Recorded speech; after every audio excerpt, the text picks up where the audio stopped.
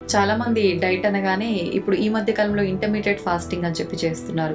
నిజంగా అది కరెక్టే అంటారా? అది చేయడం వల్ల నిజంగా యూజ్ ఏంటి? ఇంటర్మీడియట్ ఫాస్టింగ్ చేయడం వల్ల ఇండైరెక్ట్ గా జరిగేది ఏంటి అంటే క్యాలరీ రెస్ట్రిక్షన్. కొన్ని గంటలే తింటాం కాబట్టి డేలో ఇన్ఫ్లమేషన్ ఎక్కువ ఉన్న వాళ్ళు, ఆల్రెడీ డిసీజెస్ ఉన్న వాళ్ళు డాక్టర్స్ అసిస్టెన్స్ తో గానీ లేకపోతే న్యూట్రిషనిస్ట్ అసిస్టెన్స్ తో గానీ చేయాలి. చాలా మంది లిక్విడ్ డైట్ అని చెప్పి మొత్తం న్యూట్రిషన్ ఫుడ్ మొత్తం పక్కన పెట్టేసి ఓన్లీ లిక్విడ్స్ లాగానే డైట్ చేస్తుంటారు. ఇది కరెక్ట్ అయిన పద్ధతి అంటారా? బియాండ్ 3 days లాంగ్ ఫాస్ట్ అలా చేసినప్పుడు మనకి బాడీలో స్టెమ్ సెల్స్ అని ఉంటాయి.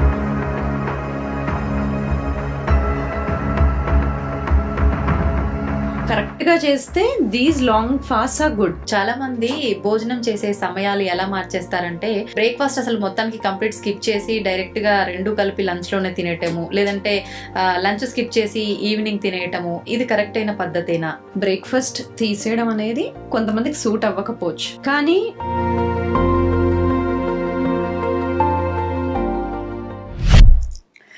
నమస్కారం, welcome to I dream. Health talks with Vijitha కార్యక్రమానికి స్వాగతం. అంటే మనందరికీ కూడా ఆరోగ్యం అనేది ఎంతో ఇంపార్టెంట్. ఆరోగ్యంగా ఉండాలి అని అంటే మనకు ఎక్సర్సైజ్ ఇంపార్టెంట్, స్లీప్ ఇంపార్టెంట్, ఇలా రకరకాలుగా చెప్తూ ఉంటారు. నిజంగా అసలు ఆరోగ్యంగా ఉండాలంటే మన లైఫ్లో ఖచ్చితంగా ఫుడ్ అనేది, న్యూట్రిషన్ ఫుడ్ ఎంత క్వాంటిటీలో తీసుకోవాలి. తొందరగా ఏజ్ అయిపోయినట్టుగా కనిపిస్తూ ఉంటారు చాలామంది. దానికి ఆహారమే ఇంపార్టెంటా? ఆహారం సరిగా తీసుకోకపోవడం వల్లే ఇలాంటి ఇబ్బందులు చూస్తున్నామా? జెనెటిక్స్ వల్ల కూడా రకరకాల ప్రాబ్లమ్స్ వస్తుంటాయని చెప్తుంటారు. నిజంగా జెనెటిక్స్ వల్ల ఎలాంటి హెల్త్ ప్రాబ్లమ్స్ వస్తాయి, వాటిని ముందుగానే తెలుసుకొని ప్రివెన్షన్ చేసే అవకాశం ఉంటుందా? ఇలాంటి మరిన్ని విషయాలు ఇప్పుడు మేడంతో మాట్లాడి తెలుసుకుందాం. ప్రస్తుతం నాతో పాటు ఉన్నారు ఇంటర్నల్ మెడిసిన్ MD డాక్టర్ సమతాతుల్లా గారు. ఇప్పుడు వారితో మాట్లాడేద్దాం. నమస్తే మేడం. నమస్తే. ఎలా ఉన్నారు? గుడ్. బాగుండదు, చాలా బాగా కనిపిస్తున్నారు, బాగున్నట్టుగా అనిపిస్తున్నారు కూడా. అలా ఫీల్ అవ్వాలి కూడా, అలా కనిపించాలి కూడా, రెండు. కానీ అందరికీ సాధ్యపడుతుందంటారా ఇలా? అనుకుంటే అవ్వంది ఏమన్నా ఉంటుందా? సాధ్యమని నేను అనుకుంటున్నా. ఓకే. అయితే నేను తీసుకున్న టాపిక్ ఏంటంటే, ఈ మధ్య కాలంలో మీ వీడియోస్లో, మీ మాటల్లో ఎక్కువగా హెల్త్ ఏజింగ్ అని చెప్పి వినిపిస్తోంది. అసలు అంటే ఏంటి? అది నిజంగా ఈ మోడర్న్ లైఫ్ స్టైల్లో సాధ్యపడే విషయమేనా? హెల్తీ ఏజింగ్ అంటే మనకి హిస్టరీ ఆఫ్ క్యాన్సర్స్ కానీ, ఇంట్లో హిస్టరీ ఆఫ్ హార్ట్ డిసీజ్ కానీ, డయాబెటీస్ కానీ ఏది లేదు అని అనుకొని, అంటే ఇష్టం ఉన్నట్టుగా తినేయడము, లేకపోతే ప్రాసెస్ ఫుడ్స్ తినేయడము, ఎక్సర్సైజ్ చేయకపోవడము 20s వరకు అలా బాగుంటుంది. కానీ దాని తర్వాత జెనెటిక్స్ ఎంత స్ట్రాంగ్గా ఉన్నా కూడా ఎపిజెనెటిక్స్ అంటాం. అంటే మన లైఫ్ స్టైల్, మన చుట్టూ ఉండే టాక్సిన్స్, పొల్యూటెంట్స్ అవి ఉన్నప్పుడు రిస్క్ మనకు ఆటోమేటిక్గా అన్ని లైఫ్ స్టైల్ డిసీజెస్కి పెరిగిపోతుంది. అందుకని ఇప్పుడున్న మోడర్న్ లైఫ్ స్టైల్కి కూడా, అంటే స్ట్రెస్ఫుల్ జాబ్స్ కానీ, లేకపోతే సెడెంటరీ జాబ్స్, ఎక్కువ కూర్చొని వర్క్ చేస్తాము, స్లీప్ సరిగ్గా ఉండదు, మన టైమింగ్కి అగెయిన్స్ట్గా వర్క్ చేస్తాము, ఇలాంటివన్నీ ఉన్నప్పుడు, modern changes in life style ఉన్నప్పుడు risk of any disease is high. కాబట్టి ముందు జాగ్రత్తలు తీసుకోవడం, ప్రివెంటివ్ మెజర్స్ తీసుకోవడం చాలా ఇంపార్టెంట్. ఓకే. ఎలాంటి జాగ్రత్తలు ముందుగా? జాగ్రత్తలు అన్నప్పుడు ఎనీ డిసీజ్ ఏదైనా రాకుండా ఉండడానికి ఈ 4 things చాలా ముఖ్యం. ఇప్పుడు నేను చెప్పబోయేవి: 1, స్ట్రెస్ని తగ్గించుకోవడం. 2, స్లీప్ కరెక్ట్గా మెయింటైన్ చేసుకోవడం, హైజీనిక్గా 7 to 8 hours per day. Movement, day అంతా యాక్టివ్గా ఉండడం, అంటే లేచి నడవడం, తిరగడం. ఎక్సర్సైజ్ అండ్ న్యూట్రిషన్, ఇవి చాలా ఇంపార్టెంట్. ఏ డిసీజ్ రిస్క్ అయినా తగ్గించుకోవడానికి ఈ 4 to 5 things మనం కంపల్సరీగా చేయాలి. బియాండ్ విచ్, దానిపైన ఇంకేమైనా డిసీజ్ రిస్క్ ఉన్నప్పుడు, ఫ్యామిలీలో హెరిడిటరీ రిస్క్ అవి ఉన్నప్పుడు ఇంకా వాళ్ళు ఇంకొంచెం జాగ్రత్తలు తీసుకోవాలి. కానీ ఇవి నాన్ నెగోషియబుల్, ఇవి మనం చేయాల్సిందే, జాగ్రత్తలు మనం తీసుకోవాల్సిందే. ఓకే. అయితే ఇప్పుడు మీరు చెప్పారు, అలాంటి ప్రాబ్లమ్స్, హెల్త్ ఇష్యూస్ రాకుండా ఉండాలంటే ఇవి ఖచ్చితంగా పాటించాలి. కానీ ఇప్పుడున్న పరిస్థితుల్లో ప్రతి ఒక్కరు కూడా ఇవి కూడా పెద్ద ప్రాబ్లంగా భావిస్తున్నారు. స్ట్రెస్ అనేది తగ్గించుకోవాలి, లేదంటే హెల్త్ ఇష్యూస్ వస్తాయని ప్రతి ఒక్క డాక్టర్ చెప్తారు. కానీ ఎలా తగ్గించాలి అనేది కూడా ఇంకో స్ట్రెస్ లా మారిపోతుంది. ఎలా తగ్గించాలంటారు? Okay. So spending time with ఫ్యామిలీతో కొంచెం టైం మనం తీసుకొని స్పెండ్ చేయడమే బిగ్ స్ట్రెస్ రిలీవింగ్ మెథడ్. అది కాకుండా yoga, meditation, mindfulness, breathing exercise కానీ, ప్లేయింగ్ విత్ ద పెట్ కానీ, జర్నలింగ్, మనం డే టు డే మనం దేనికి గ్రాటిట్యూడ్గా ఉన్నాము అని జర్నలింగ్ చేసుకోవడం, అంటే నైట్ టైం డైరీ రాసుకోవడం కానీ, ఇవన్నీ స్ట్రెస్ రిలీవింగ్ మెథడ్స్. అంటే స్లోయింగ్ డౌన్, రిఫ్లెక్ట్ అవ్వడం, ఆ డే ఎలా వెళ్ళింది, ఎందుకు మనం గ్రాటిట్యూడ్గా ఉన్నాము, స్పెండ్ చేయడము with family, friends, keeping positive thoughts around us, negative పీపుల్ని కొంచెం దూరంగా పెట్టడము. సో ఇలాంటివన్నీ చేసుకున్నప్పుడు మనం స్ట్రెస్ని తగ్గించుకోగలుగుతాం. బ్రీదింగ్, యోగా, మెడిటేషన్, వీటికైతే the lot of studies that show reduction in stress. ఎందుకంటే స్ట్రెస్తో పాటు కార్టిజాల్ పెరుగుతుంది, మనకు తెలిసిందే. Cortisol is a stress hormone. So అప్పుడప్పుడు స్ట్రెస్ ఇస్ వెరీ గుడ్. అంటే దానివల్ల మనం టాస్క్ ఏదైనా ఉన్నప్పుడు ఫినిష్ చేస్తాము, ఫాస్ట్గా ఫినిష్ చేస్తాము, అలర్ట్గా ఉంటాము. సో ఆ టైంలో ఇట్స్ గుడ్. కానీ స్ట్రెస్ కంటిన్యూస్గా ఉండకూడదు, ఎందుకంటే అది ఫైట్ మోడ్లో ఉంటాం కదా.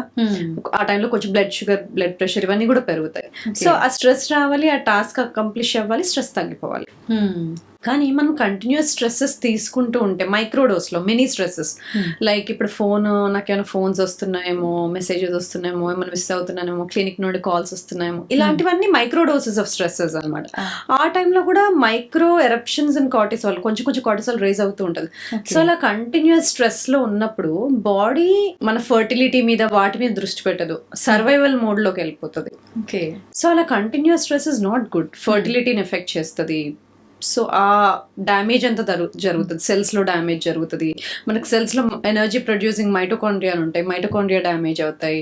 బాడీలో రిపేర్ మెకానిజమ్స్ ఉంటాయి కదా, body is very smart. Damage accumulation అయిన తర్వాత అది క్లియర్ అవుట్ చేయడానికి మనకి రిపేర్ మెకానిజమ్స్ ఉంటాయి న్యాచురల్గా, అవి పాడవుతాయి. So the lot of things that happen with stress. అందుకని స్ట్రెస్ని మిటిగేట్ చేసుకోవడానికి నేను చెప్పిన వాటిలో ఏదైనా ఒకటి we should follow. Top is mindfulness, breathing, yoga, ఇవి ఇంక్లూడ్ చేసుకోవాలి. అయితే మనం డైలీ తీసుకునే ఫుడ్ కూడా మనని చాలా రకాలుగా ప్రభావితం చేస్తుంది అంటారు. స్ట్రెస్కి కూడా ఇది ఫుడ్ ఒక రీజన్ అవుతుందంటారా? This two way link. మనం స్ట్రెస్ఫుల్గా ఉన్నప్పుడు చాలా రాంగ్ చాయిసెస్ చేస్తాం.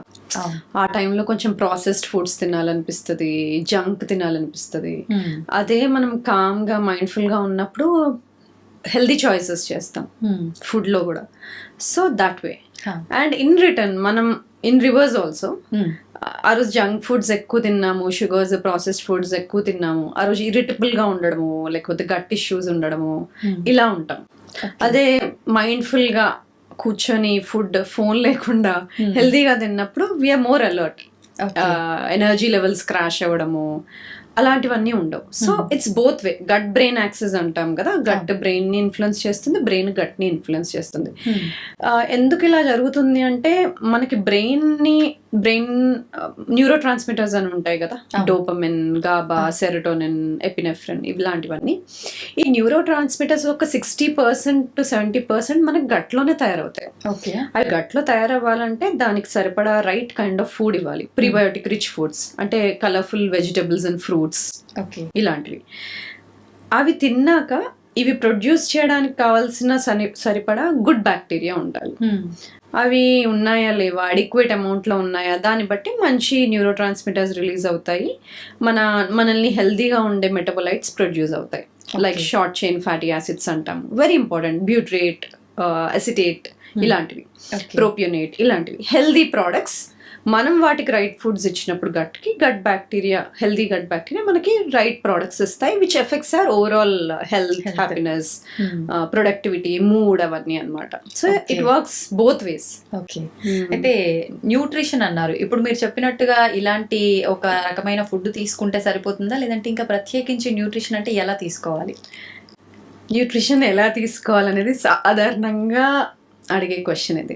దీనికి సింపుల్ ఆన్సర్ ఏంటి అంటే, మనం ఏజ్ పెరుగుతున్న కొద్దీ మన ఫుడ్లో నుండి న్యూట్రియంట్ అబ్జార్ప్షన్ తగ్గిపోతుంది. మన గట్లో ఉండే బ్యాక్టీరియా డైవర్సిటీ తగ్గిపోతాయి. డైవర్సిటీ అంటే రకరకాల బ్యాక్టీరియా గుడ్ నెంబర్స్లో ఉండాలి జనరల్గా. కానీ ఏజ్ పెరుగుతున్నప్పుడు ఆ మైక్రోబియల్ డైవర్సిటీ న్యాచురల్గానే తగ్గుతుంది. న్యూట్రియంట్ అబ్జార్ప్షన్, ఫుడ్లో నుండి ఆ న్యూట్రియంట్ లాగే కెపాసిటీ కూడా తగ్గుతుంది. సో అలాంటప్పుడు మనము ఫర్మెంటెడ్ ఫుడ్స్ ఎక్కువగా తినాలి, ఫైబర్ రిచ్ ఫుడ్స్ ఎక్కువగా తినాలి. ఈ రెండు ఎక్కువగా తినాలి ఏజ్ అవుతూ ఉంటే. అంటే ఏంటి ఫైబర్ రిచ్ ఫుడ్స్ అంటే ఏంటి? పీచ్ తో కూడిన ఫ్రూట్స్ అండ్ వెజిటబుల్స్. కలర్ఫుల్. ఎందుకు కలర్ఫుల్ అంటే different colours of vegetables and fruits లో డిఫరెంట్ పాలిఫెనాల్స్ ఉంటాయి. పాలిఫెనాల్స్ అంటే యాంటీ ఆక్సిడెంట్ రిచ్ ఫుడ్స్. అంటే మన బాడీని ఒక ప్రొటెక్ట్ చేసే ఫుడ్ కెమికల్స్ అనేది రాంగ్ వర్డ్. బాడీని ప్రొటెక్ట్ చేసే ఫుడ్ న్యూట్రియంట్స్, ఫైటోకెమికల్స్ ఈ డిఫరెంట్ కలర్స్ వెజిటబుల్స్ ఫ్రూట్స్ లో ఉంటాయి కాబట్టి మనం డిఫరెంట్ కలర్డ్ వెజిటబుల్స్ తినాలి.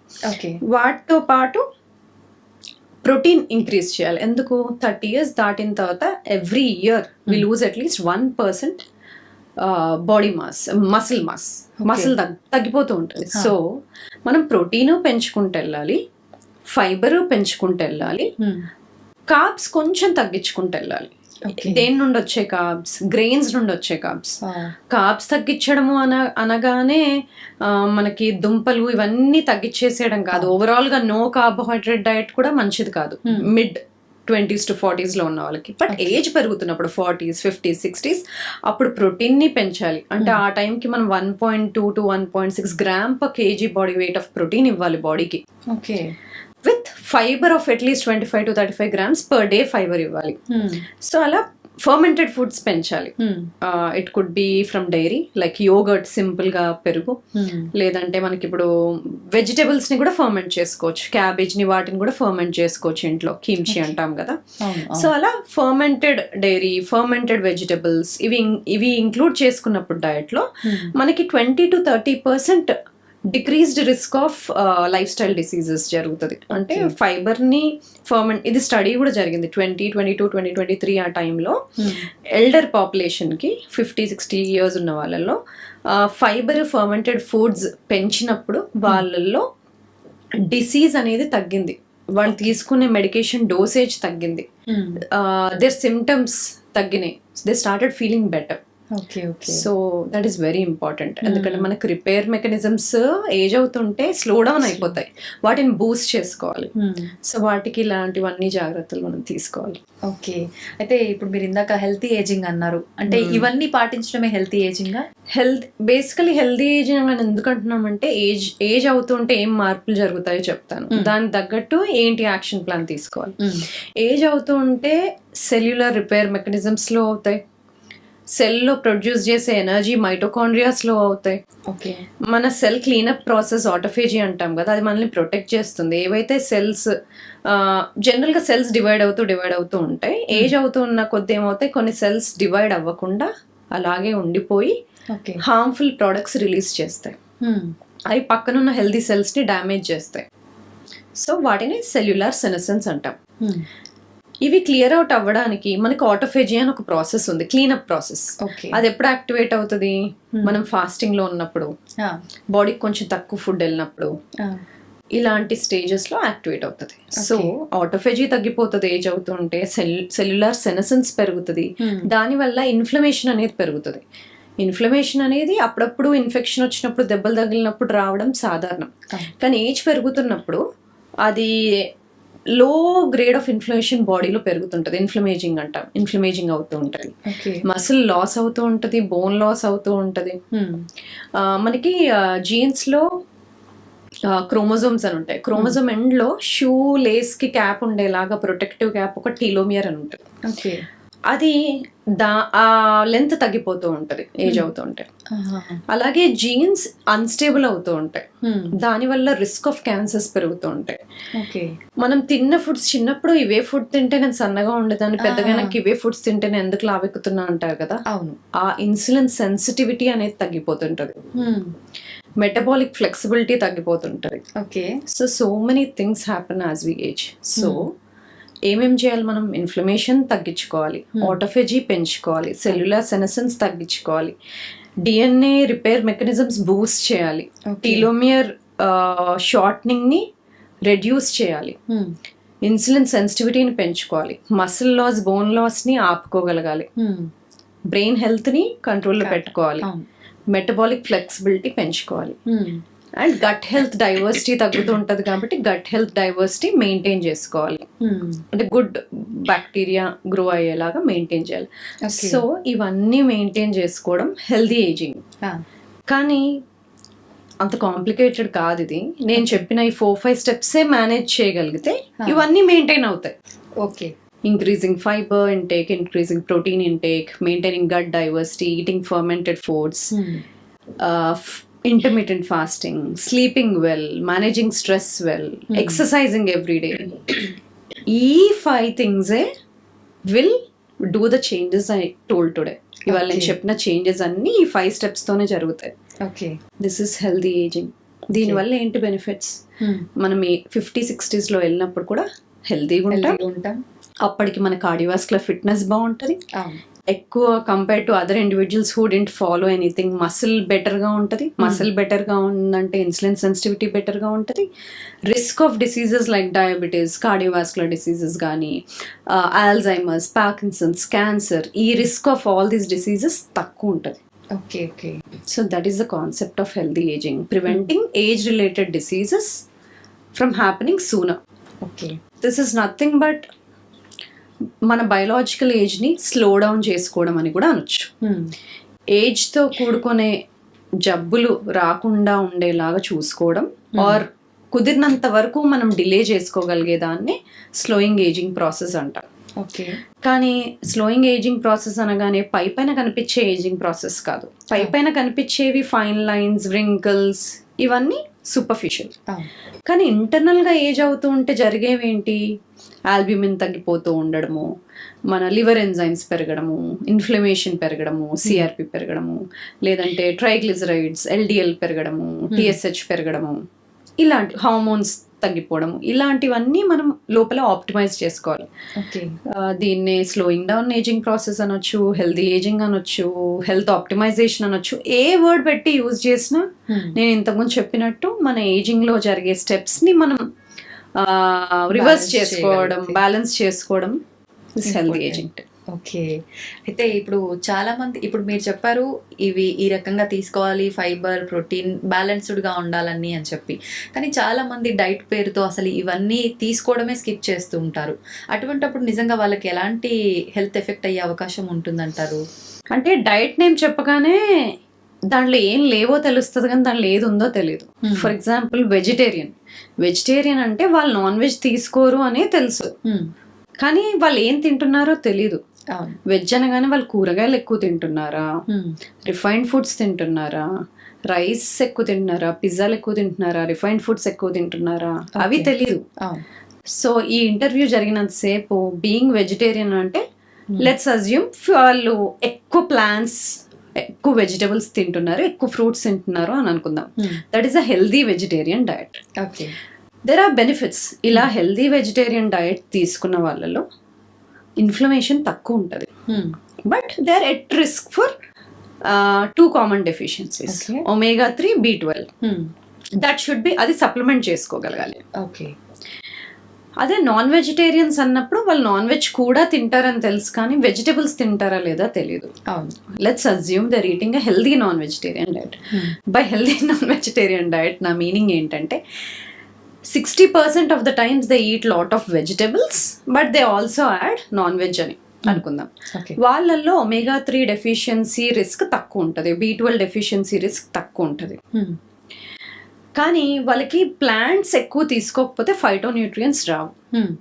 సో నాన్ వెజిటేరియన్ ఉండి కూడా నువ్వు ప్లాంట్స్ బాగా తీసుకోకపోతే, వెజిటబుల్స్, ఫ్రూట్స్ ఎక్కువ తీసుకోకపోతే, 50-60% తీసుకోకపోతే ఫైటోన్యూట్రియంట్స్, పాలిఫెనాల్స్ ఇవి రావు.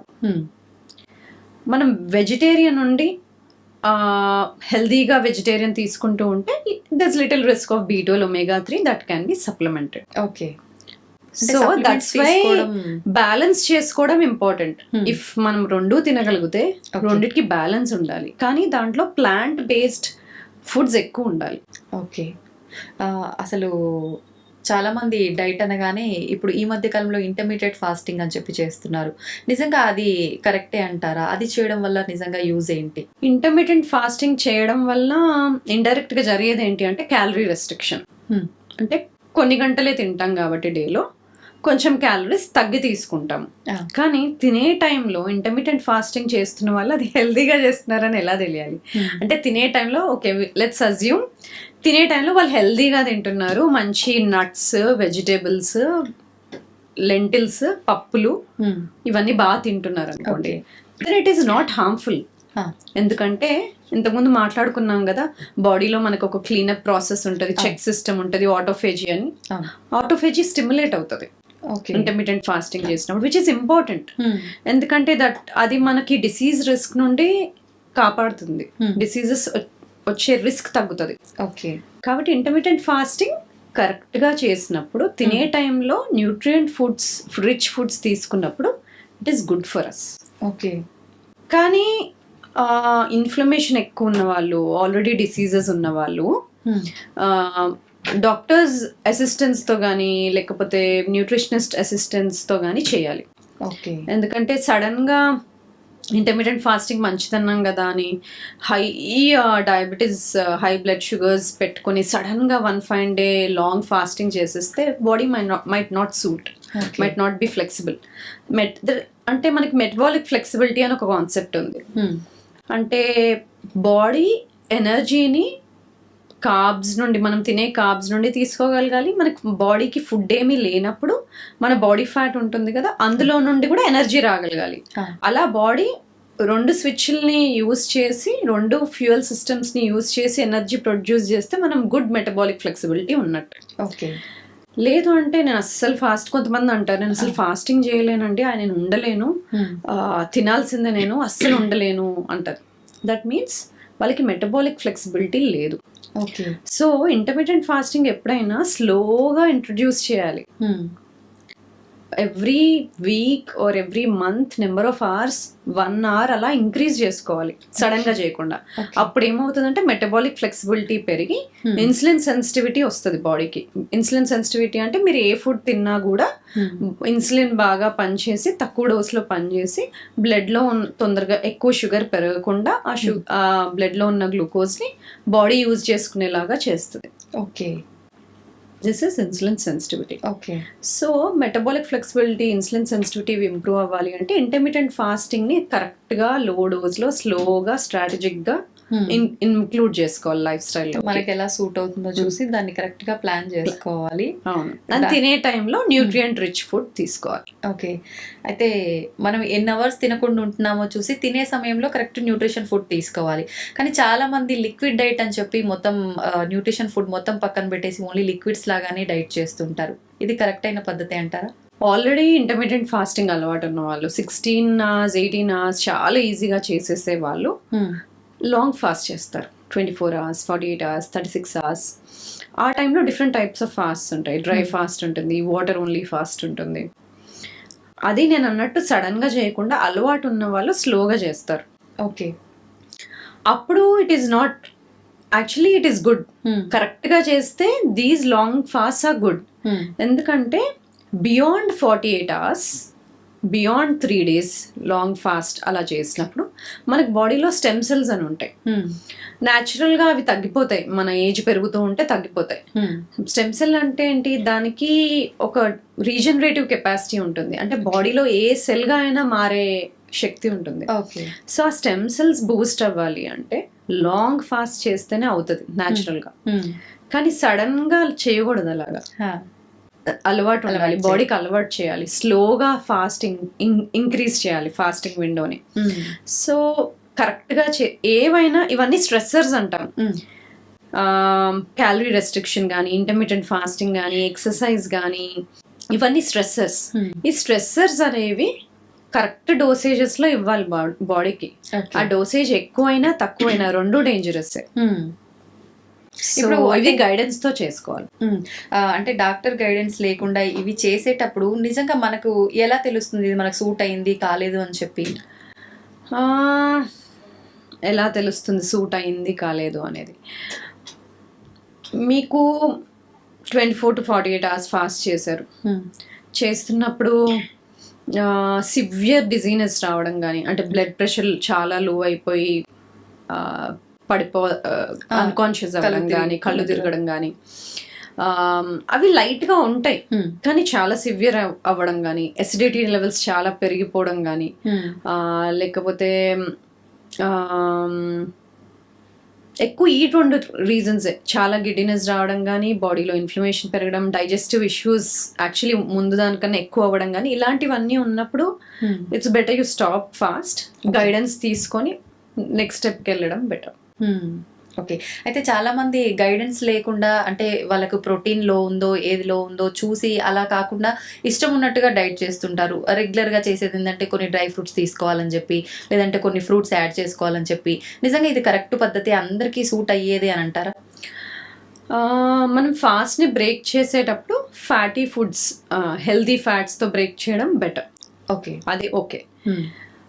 కొంత ఫ్రూట్స్ అండ్ వెజిటేబుల్స్ గుడ్ అన్నాం, కానీ కొంతమంది ఇంతకుముందు చెప్పాను కదా, స్ట్రెస్సర్ కూడా కరెక్ట్ డోస్లో ఇవ్వాలి, ఎక్కువ డోస్లో ఇచ్చిన ప్రమాదం అని.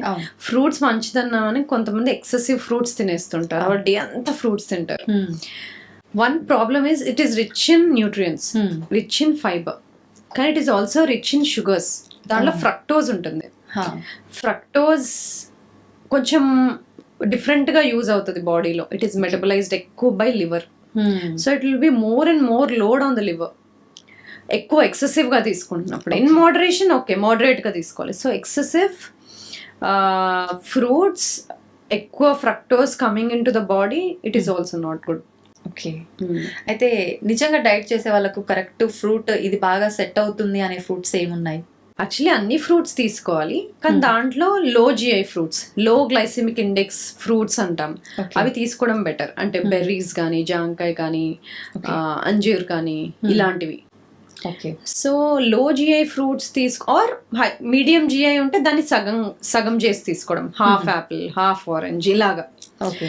సో అలాగే ఇంకొక స్ట్రాటజీ ఏంటంటే, ఈ ఫ్రూట్ ని కనుక మనం హెల్దీ ఫ్యాట్స్ తో తీసుకున్నప్పుడు గ్లూకోజ్ అంత ఎక్కువ స్పైక్ అవ్వదు. ఓకే. సో అంత గ్లూకోజ్ స్పైక్ లేకుండా ఉంటది. సో ఇలాంటి స్ట్రాటజీస్ యూజ్ చేయడం. అందరికీ అన్ని సేమ్ సూట్ అవుతాయా అంటే కాదు. So it should be personalised. Okay. అయితే చాలా మంది వెయిట్ లాస్ అవ్వాలని చెప్పి, స్లిమ్ గా ఉండాలని చెప్పి వాళ్ళకి వాళ్ళు డిసైడ్ అయిపోయి కొన్ని రకాలుగా డైట్ చేస్తూ ఉంటారు. ఎంత బ్యాలెన్స్ చేద్దామని చూసినా వెయిట్ ఇంకా పెరుగుతూ ఉంటారు కొంతమంది, లేదంటే కొంతమంది అసలు ఏ మాత్రం కూడా తగ్గకుండా అలానే ఉండిపోతుంటారు ఎన్ని నెలలు చేసినా కూడా. ఇలాంటివి ఎందుకు జరుగుతూ ఉంటాయంటారు సహజంగా? మేబీ హార్మోనల్ ప్రాబ్లమ్స్ అయి ఉంటాయి, లేకపోతే వాళ్ళకి హై ఇన్ఫ్లమేషన్ ఉండి ఉంటుంది, లేదు అంటే దే ఆర్ నాట్ ఎక్సర్సైజ్ లేకపోయి ఉంటుంది బాడీకి. సో లేకపోతే వాళ్ళకి గట్ హెల్త్ మంచిగా ఉండదు. సో ఇలాంటి, ఆర్ వాళ్ళ స్లీప్ సైకిల్ బాగుండదు, అడిక్వేట్ స్లీప్ లేకపోయినా కూడా వెయిట్ లాస్ అవ్వం సమ్ టైమ్, ఆర్ స్ట్రెస్ ఎక్కువ ఉంటుంది. సో అన్ని బ్యాలెన్స్ చేయకుండా ఉట్టి ఫుడ్ మీద కాన్సన్ట్రేట్ చేసినా రిజల్ట్స్ రావు. So gut health, sleep, stress, exercise ఇవేమి వర్క్ చేయకపోయినా, ఆర్ బాడీలో ఇన్ఫ్లమేషన్ ఎక్కువ ఉన్నా, హార్మోనల్ ఇంబ్యాలెన్సెస్ ఉన్నా కూడా అప్పుడప్పుడు వెయిట్స్ లూజ్ అవ్వడానికి ఇబ్బంది అవ్వచ్చు. ఓకే. అయితే చాలా మందిలో హెల్త్ ఇష్యూస్, ఇందాక మనం మాట్లాడుకుంటున్నట్టుగా రకరకాల హెల్త్ ఇష్యూస్ వస్తుంటాయి ఏజ్ పెరిగే కొద్ది, కానీ లేదంటే చిన్న చిన్న పిల్లల్లో కూడా చూస్తూ ఉంటాం. ఆహారపు అలవాట్లు కరెక్ట్గా ఉన్నా కూడా జెనెటిక్స్ పరంగా కూడా వచ్చే అవకాశం ఉంటుందని చెప్పి అంటుంటారు కదా. ఇవి ముందుగానే రాకుండా ఉండాలి అని అంటే, ప్రివెంట్ చేసుకోవాలంటే అవకాశం ఉందంటారా? డెఫినెట్లీ. మనం దాన్ని పర్సనలైజ్ ప్రివెన్షన్ అంటాం. దీనికి ఒక ఎగ్జాంపుల్ తీసుకుందాం. లివర్ని just take an example. Liver job ఏంటి? బాడీని డీటాక్సిఫై చేయడం. అంటే మనం ఎక్స్పోజ్ అయ్యే వేరు టాక్సిన్స్, aromatic hydrocarbons అయి ఉండొచ్చు, pesticides, herbicides, toxins, pollutants, heavy metals ఇలాంటివి ఏవి ఉన్నా, ఆర్ బాడీకి తీసుకునే మెడికేషన్స్ కానీ, ఇవన్నిటిని 2 ఫేజుల్లో లివర్ డీటాక్సిఫై చేస్తుంది. అంటే బాడీలో ఉండి ఎలిమినేట్ చేయడానికి. అది వాటర్ సాల్యుబుల్ అయితే బాడీలో ఈజీగా ఎలిమినేట్ అయిపోతుంది, బైల్లో కానీ యూరిన్లో కానీ.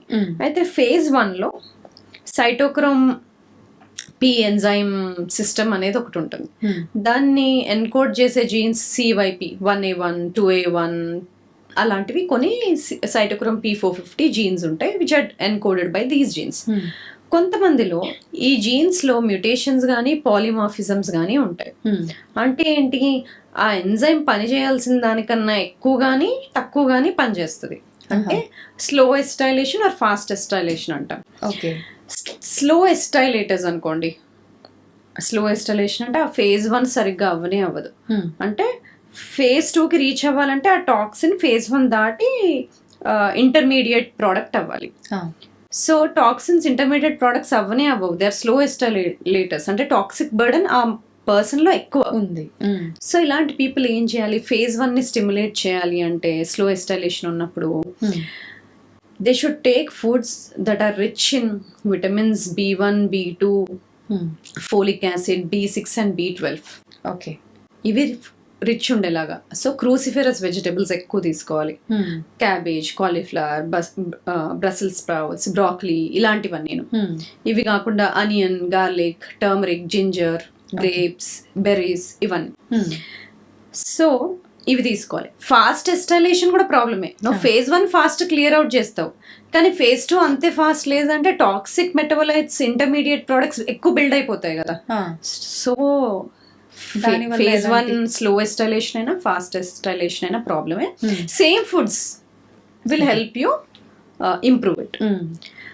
Now coming to phase 2. phase 2ని ఇప్పుడు phase 1లో ప్రొడ్యూస్ అయ్యే వాటిని phase 2కి మారుస్తే it will be excreted. So phase 2లో మనకి COMT జీన్స్ అని, లేకపోతే గ్లూటాథయోన్ ఎస్ ట్రాన్స్ఫరేజ్ జీన్స్ అని, or SOD SOD1 SOD2 genes అంటాం. ఇవన్నీ జీన్స్ కూడా పనిచేయాల్సిన దానికన్నా స్లోగా కానీ ఎక్కువ కానీ పనిచేసినప్పుడు, పాలిమార్ఫిజమ్స్ కానీ మ్యూటేషన్స్ కానీ ఉన్నప్పుడు ఈ ఎంజైమ్స్ సరిగ్గా పనిచేయవు. ఓకే. సో ఈ phase 2 బాగా పనిచేయాలంటే బాడీలో మనకి enough glutamate, glycine, sulphur, glutathione ఇవి అవసరం. ఓకే. వీటిని ఎన్హాన్స్ చేసే foods garlic, onion, green leafy vegetables, turmeric, ginger, ఇవన్నీ బాగా తీసుకోవాలి. ఓకే. సో ఈ జీన్స్ మ్యూటేషన్స్ ఉన్న వాళ్ళు ఈ ఫుడ్స్ని ఇంకొంచెం వేరే వాళ్ళతో పోలిస్తే ఎక్కువ తీసుకోవాలి. సో అలాంటప్పుడు little prevention, reducing the toxic burden, బాడీలో ఉండి reducing the heavy metal burden improve చేసుకోవచ్చు. ఓకే. సో అలాగా కొన్నిసార్లు జీన్స్ టెస్ట్ ద్వారాను, కొన్నిసార్లు మన లైఫ్, కానీ most of the time life style changes ఉండాలి. సో ఈ టెస్ట్ నేను చేయలేదు, నాకు ఎలా తెలుసు అంటే మేబీ తెలియదు, మీరు బాగా లివర్ డీటాక్స్ phase 1 phase 2 బాగా పనిచేస్తుందా లేదా తెలియదు. కానీ at least we can concentrate on ఈ ఫుడ్స్ బాగా తీసుకోవాలని తెలుసుంటే ఈ ఫుడ్స్ నేను లిస్ట్ అవుట్ చేసిన ఫుడ్స్ బాగా తీసుకున్నప్పుడు రిస్క్ ఫర్ క్యాన్సర్స్ తగ్గుతాయి, రిస్క్ ఫర్ కార్డియోమెటబాలిక్ డిసీజ్ అంటే type 2 diabetes, hypertension, cardiac డిసీజెస్కి రిస్క్ తగ్గుతుంది, risk for neurodegenerative, Parkinson's, Alzheimer's, cancers, ఇవన్నిటికీ డిసీజ్ రిస్క్ తక్కువ ఉంటుంది ఇలాంటి ఫుడ్స్ ఎక్కువ ఇంక్లూడ్ చేసుకున్నప్పుడు. సో అందుకనే సింగిల్ వైటమిన్స్ ఎప్పుడైనా చాలా లాంగ్ టర్మ్ వేసుకున్నప్పుడు యాజ్ అ సప్లిమెంట్స్ ఎక్కువ వేసుకున్నప్పుడు సింగిల్గా సప్లిమెంట్ ఎప్పుడు ఒక్కటే దానంతటా అదే పనిచేయదు, ఇలా మల్టిపుల్ థింగ్స్ కలిపి పనిచేస్తాయి, కౌంటర్ బ్యాలెన్స్ చేస్తాయి, ది వర్క్ కొహరెంట్లీ, కొలాబరేటివ్ గా పనిచేస్తాయి. కాబట్టి విటమిన్స్ సింగిల్ గా చాలా రోజులు, అంటే సింగిల్ విటమిన్ డెఫిషియన్సీ ఉంది అంటే పర్వాలేదు, ఆ డెఫిషియన్సీ ఉన్న రోజులు తీసుకొని కవర్ అవడం అది వేరే. కానీ తెలియకుండా, డెఫిషియన్సీ ఉందా లేదా తెలియకుండా సింగిల్ వైటమిన్ ని చాలా లాంగ్ టర్మ్ తీసుకున్నప్పుడు ఇట్ క్యాన్ అది ఇంబ్యాలెన్సెస్ క్రియేట్ చేస్తాయి వేరే చోట్ల. ఓకే. లివర్ హెల్త్ సపోర్ట్ తగ్గిపోతుంది. So okay. అయితే ఇప్పుడు చాలా మంది జంక్ ఫుడ్స్ ఎక్కువగా తీసుకుంటూ ఉన్నారు. జంక్ ఫుడ్స్ తీసుకోవడం వల్ల క్యాన్సర్ వచ్చే అవకాశం ఉంది అని కూడా, ప్యాకేజ్డ్ ఫుడ్స్ ఇవన్నీ ఇలాంటివి తీసుకోవడం వల్ల అవకాశం ఉందని చెప్పంటున్నారు. నిజంగా అవకాశం ఉందా? డెఫినెట్లీ. ఎందుకంటే సింపుల్గా మనము టూ మచ్ గ్రిల్ చేసినప్పుడు, కలర్ డార్క్ బ్లాక్ అయిపోయేలా గ్రిల్ చేసినప్పుడు కానీ, అంటే దాంట్లో మీట్లో ఉండే షుగర్స్ ఆ కలర్ ప్రోడక్ట్ అవ్వడానికి అరోమాటిక్ హైడ్రోకార్బన్స్ అని ఫామ్ అవుతాయి. అలాగే ట్రాన్స్ ఫ్యాట్స్ అంటాము, హైడ్రోజనేటెడ్ వెజిటబుల్స్, ఆయిల్స్, ఇవన్నీ refined foods are not healthy for the body. First thing జీన్స్లలో ఉండే స్టెబిలిటీని తగ్గిస్తుంది. మనం ఫస్ట్ టైం అనుకున్నాం జీన్ స్టెబిలిటీ చాలా ఇంపార్టెంట్. ఇలాంటివన్నీ తిన్నప్పుడు తొందరగా జీన్ స్టెబిలిటీ తగ్గిపోయి రిస్క్ ఆఫ్ ఆల్ డిసీజెస్, ఏజ్తో కూడుకొని వచ్చే డిసీజెస్ రిస్క్ అంతా పెరిగిపోతాయి. సో అది పెరిగిపోవడం పక్కన పెడితే గట్ హెల్త్ పాడైపోతుంది, బాడీలో ఇన్ఫ్లమేషన్ పెరిగిపోతుంది, ఆటోఫేజీ తగ్గిపోతుంది, మైటోకాండ్రియల్ హెల్త్ పాడవుతుంది. సో ఇన్ని బ్యాడ్ ఎఫెక్ట్స్ ఉన్నాయి. సో దానివల్ల ఏమవుతాం, ఎక్కువ ఫాస్ట్గా ఏజ్ అవుతాం. సెల్యులార్ హెల్త్, సెల్లో ఏజింగ్ ప్రాసెస్ ఫాస్ట్గా జరుగుతుంది. మనం బర్త్డే చేసుకుంటామేమో కానీ బర్త్డే కన్నా ఎక్కువ ఏజ్ అవుతాం. అవును. సో ఏజింగ్ ప్రాసెస్ ఫాస్ట్గా అవుతుంది రిఫైన్డ్ ఫుడ్స్ కానీ షుగర్స్ కానీ ఇవి ఎక్కువ తీసుకున్నప్పుడు. ఓకే. అంటే ఆయిల్స్ కూడా దీంట్లో ప్రధాన పాత్ర వహిస్తాయి. రిఫైన్డ్ ఆయిల్స్ కూడా, Refined refined oils. Oils, refined foods, table sugars, okay. ఇవన్నీ. అయితే ఇప్పుడు చాలా మంది భోజనం చేసే సమయాలు ఎలా మార్చేస్తారంటే, మనకు అంటే ఒక సిస్టమ్ ఉంది, బ్రేక్ఫాస్ట్ అని చెప్పి, లంచ్, డిన్నర్ అని చెప్పి. అయితే బ్రేక్ఫాస్ట్ అసలు మొత్తానికి కంప్లీట్ స్కిప్ చేసి డైరెక్ట్ గా రెండు కలిపి లంచ్ లోనే తినేయటము, లేదంటే లంచ్ స్కిప్ చేసి ఈవినింగ్ తినేయటము, ఇలాంటివి చేస్తుంటారు చాలా మంది. ఇది కరెక్ట్ అయిన పద్ధతేనా? ఇది చాలా ట్రిక్కీ క్వశ్చన్, ఎందుకంటే ఇది చాలా మందికి సూట్ అవ్వకపోవచ్చు. బ్రేక్ఫాస్ట్ తీసేయడం అనేది కొంతమందికి సూట్ అవ్వకపోవచ్చు. కానీ ఇంటర్మిటెంట్ ఫాస్టింగ్లో ఉన్నారు అంటే మీరు ఫాస్ట్ని బ్రేక్ చేయడం అనే పద్ధతి, అంటే మీరు 12 o'clock ఫాస్ట్ని బ్రేక్ చేస్తున్నారు అంటే అది బ్రేక్ఫాస్టే. టైమింగ్ చేంజ్ అయింది. టైమింగ్ కన్నా ఆ ఫుడ్లో ఏం తీసుకుంటున్నాం అనేది ఇంకా ఇంపార్టెంట్. టైమింగ్ కూడా ఇంపార్టెంటే. ఎప్పుడు చాలా లేట్గా తిన్న వెంటనే పడుకోవడం, ఆ టైమింగ్ ఇస్ ఇంపార్టెంట్. కానీ డే టైంలో మీల్ లేట్గా స్టార్ట్ చేసిన మీల్లో న్యూట్రియంట్ రిచ్ ఫుడ్ ఉండడం ఇంపార్టెంట్. కొంతమంది ఇంటర్మీడియట్ ఫాస్టింగ్ చేస్తున్నాము అనుకుంటారు కానీ ఆ మీల్ కన్నా ముందే కార్బ్ రిచ్ ఫుడ్ ఏదో తీసుకొని ఉంటారు.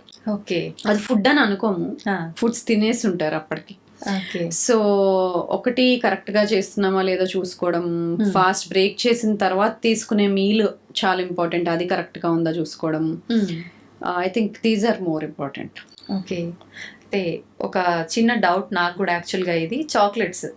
చాలా మంది ఫాస్టింగ్ లో ఉన్నప్పుడు కొంచెం ఆ గిడ్డినెస్ అట్లా అనిపించినప్పుడు చాక్లెట్ తింటే నాకు చాలా రిలాక్స్ గా అనిపిస్తుంది అని చెప్పి చాక్లెట్స్ తింటూ ఉంటారు. నిజంగా ఇది కరెక్ట్ పద్ధతి అంటారా చాక్లెట్స్ తినడం అనేది? మీరు వాంటెడ్గా చేయాలనుకొని ఫాస్టింగ్ చేస్తున్నప్పుడు కొన్నిసార్లు డిజీగా అనిపించడం సామాన్యమే. కానీ మీరు డయాబెటిక్ ఉన్నదానికన్నా షుగర్ లెవెల్స్ హైపోగ్లైసీమియా అంటే less than 70కి వెళ్ళిపోతుంది షుగర్స్ అంటే ఏదో ఒకటి చేసి కొంచెం షుగర్ని పెంచుకోవడం ఇంపార్టెంట్. కానీ డిజీగా అనిపించడము కానీ షుగర్స్ more than 70 ఉన్నాయి అంటే మనం ఏం తీసుకోవాల్సిన అవసరం లేదు. ఎప్పుడైనా కొంచెం షుగర్స్ చాక్లెట్ అలా తీసుకున్నప్పుడు మనకు బెటర్గానే ఫీల్ అవుతుంది. కానీ అది హైపోగ్లైసిమియాలో ఉన్నప్పుడు తీసుకుంటే బెటర్, హైపోగ్లైసిమియా లేనప్పుడు తీసుకోవాల్సిన అవసరం లేదు. కానీ చాక్లెట్ అన్నప్పుడు దానిలో అగైన్ డార్క్ చాక్లెటా, మిల్క్ చాక్లెటా, షుగర్ చాక్లెటా, అది ఇంపార్టెంట్. 70 to 90% డార్క్ చాక్లెట్ అయితే it is good for health, ఎందుకంటే దాంట్లో పాలిఫెనాల్స్ అని ఉంటాయి, ఫ్లావినాయిడ్స్, అవన్నీ అవి బాడీకి యూస్ఫుల్. సో ఫ్లావినాయిడ్స్ ఉన్నవి dark chocolate 70 to 90% dark chocolate అంటే it's good for health. Okay. It's rich in magnesium కూడా. అయితే చాలా వరకు మనకు ప్రోటీన్ అనేది చాలా ప్రముఖ పాత్ర పోషిస్తుంది అని చెప్తూ ఉంటారు లైఫ్ లో. అయితే నిజంగా ఈ ప్రోటీన్ అంత ఇంపార్టెంటా? ఎంత తీసుకోవాలి? చాలా మంది అంటారు మేము వెజిటేరియన్ అనగానే పప్పులో తప్ప ఎందులో ఉంటుంది ప్రోటీన్, ఇంకా మాకు ప్రోటీన్ సోర్స్ చాలా తక్కువ, సప్లిమెంట్స్ తీసుకోవాల్సిందే అంటారు. నాన్ వెజ్ అంటే ఖచ్చితంగా నాన్ వెజ్ లో చాలా ఎక్కువ ప్రోటీన్ ఉంటుంది, ఈ ఫీలింగ్ లో ఉంటారు. నిజంగా రెండిట్లో ఏది బెటర్ అంటారు ప్రోటీన్ వైజ్ తీసుకుంటే? కంపేర్ చేయాల్సిన అవసరం లేదనుకుంటాను. వెజిటేరియన్స్ లో ఉంటే ఏం ప్రోటీన్ సోర్సెస్ తీసుకోవాలో చెప్తాను. నాన్ వెజ్ తినలేరు అనే ఒక రెస్ట్రిక్షన్ ఉంటే సో వాళ్ళు మిల్క్, లెంటిల్స్, అన్ని రకాల పప్పులు, సోయ్, వీటన్నిటిలో ప్రోటీన్ ఉంటుంది. ఓకే. కాబట్టి పప్పుల్ని మార్చాలి, పప్పు సోర్సెస్ని మార్చాలి. అలాగే కీన్వాలో ఉంటుంది. సో ఇవి మారుస్తూ తిన్నప్పుడు ప్రోటీన్ అచీవ్ చేస్తాము. కానీ నాన్ వెజిటేరియన్ పోర్షన్ తీసుకునే దానికన్నా వెజిటేరియన్ ప్రోటీన్ పోర్షన్ కొంచెం ఎక్కువగా తీసుకోవాలి. ఓకే. మనకు 20 grams ఆఫ్ ప్రోటీన్ కావాలి వెజిటేబుల్ సోర్సెస్లో అంటే మనం ఎక్కువ శాతం పప్పును తినాల్సి వస్తుంది. సో అది డిఫరెన్స్. ఇంకోటి ఏంటంటే అబ్జార్ప్షన్. ప్లాంట్ ప్రోటీన్ని తక్కువ అబ్జార్బ్ చేస్తాము, యానిమల్ ప్రోటీన్ని బాగా అబ్జార్బ్ చేస్తాం. సో పప్పులో ఉన్న ప్రోటీన్ని అబ్జార్బ్ చేసే విధంగా మనం వండే విధానాన్ని చేంజ్ చేసుకోవడం, అంటే ఎక్కువసేపు సోక్ చేయడము, లేకపోతే స్ప్రౌట్ చేయడము. ఈ స్ప్రౌటింగ్ వల్ల మనం ప్రోటీన్ అబ్జార్ప్షన్ని ఇంప్రూవ్ చేసుకోవచ్చు. ఓకే. సో ఇలాంటి చిట్కాలు యాడ్ చేసుకోవాలి. అలాగే మిల్క్ ప్రోడక్ట్స్ తీసుకోవచ్చు. ఒకవేళ లాక్టోజ్ ఇంటాలరెన్స్ లేదు అంటే మిల్క్ ప్రోడక్ట్స్ కూడా తీసుకోవచ్చు, పన్నీర్ ఇలాంటివి. లేదు సోయ్తో ప్రాబ్లం లేదు అంటే దెన్ సోయా చంక్స్ ఇవి తీసుకోవచ్చు. సో ప్లాంట్ లో కూడా ఉంటది ప్రోటీన్, కాకపోతే క్వాంటిటీ ఎక్కువ తీసుకోవాలి. అబ్జార్ప్షన్ ఇంప్రూవ్ చేసుకోవడానికి మనం వాటిని సోకింగ్ చేయడము, స్ప్రౌటింగ్ చేయడము చేసుకోవాలి. రెస్ట్రిక్షన్ ఏం లేదు అన్న వాళ్ళకి నాన్ వెజిటేరియన్ మీట్ లో నుండి ప్రోటీన్ సోర్స్ బాగా వస్తుంది. ఓకే.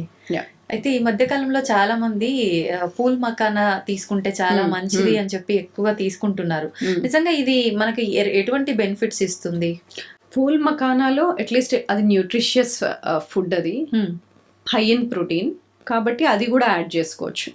దీన్ని అంటే తీసుకునే ప్రాసెసింగ్ ఏ రకంగా ఉండాలి? చాలా మంది జస్ట్ ప్రాసెస్ అంటే రెడీమేడ్ ఫ్లేవర్డ్ పూల్ మకానా దొరుకుతాయి, అవి కాకుండా మనకి ప్లేన్ వి దొరుకుతాయి. అవి ఇంట్లో మన ఇండియన్ స్పైసెస్ వేసి చేసుకుని అవి యూజ్ చేయొచ్చు. ప్రిజర్వ్ చేసి ప్యాకెట్ చేసి ఎప్పుడో షెల్ఫ్ లో 3-4 months ముందు పెట్టినవి కాకుండా మనం ప్లేన్ వి కొనుక్కొని ఇంట్లో చేసుకుంటాం కదా, అది బెటర్. ఓకే. అయితే గట్ హెల్త్ అన్నిటికీ చాలా ముఖ్యము. అది కనుక ఆరోగ్యంగా ఉండేలా మనం ఫుడ్ తీసుకుంటే ఖచ్చితంగా మనం హెల్దీగా ఉంటామని చెప్పి అంటుంటారు కదా. నిజంగా గట్ హెల్దీగా ఉండాలి అని అంటే టిప్స్ ఏమైనా ఉన్నాయా? సేమ్ మనం ఇంతకుముందు మాట్లాడుకున్నాం కదా, డైవర్సిఫైడ్ అంటే కలర్ఫుల్ వెజిటబుల్స్, ఫ్రూట్స్ తీసుకోవాలి.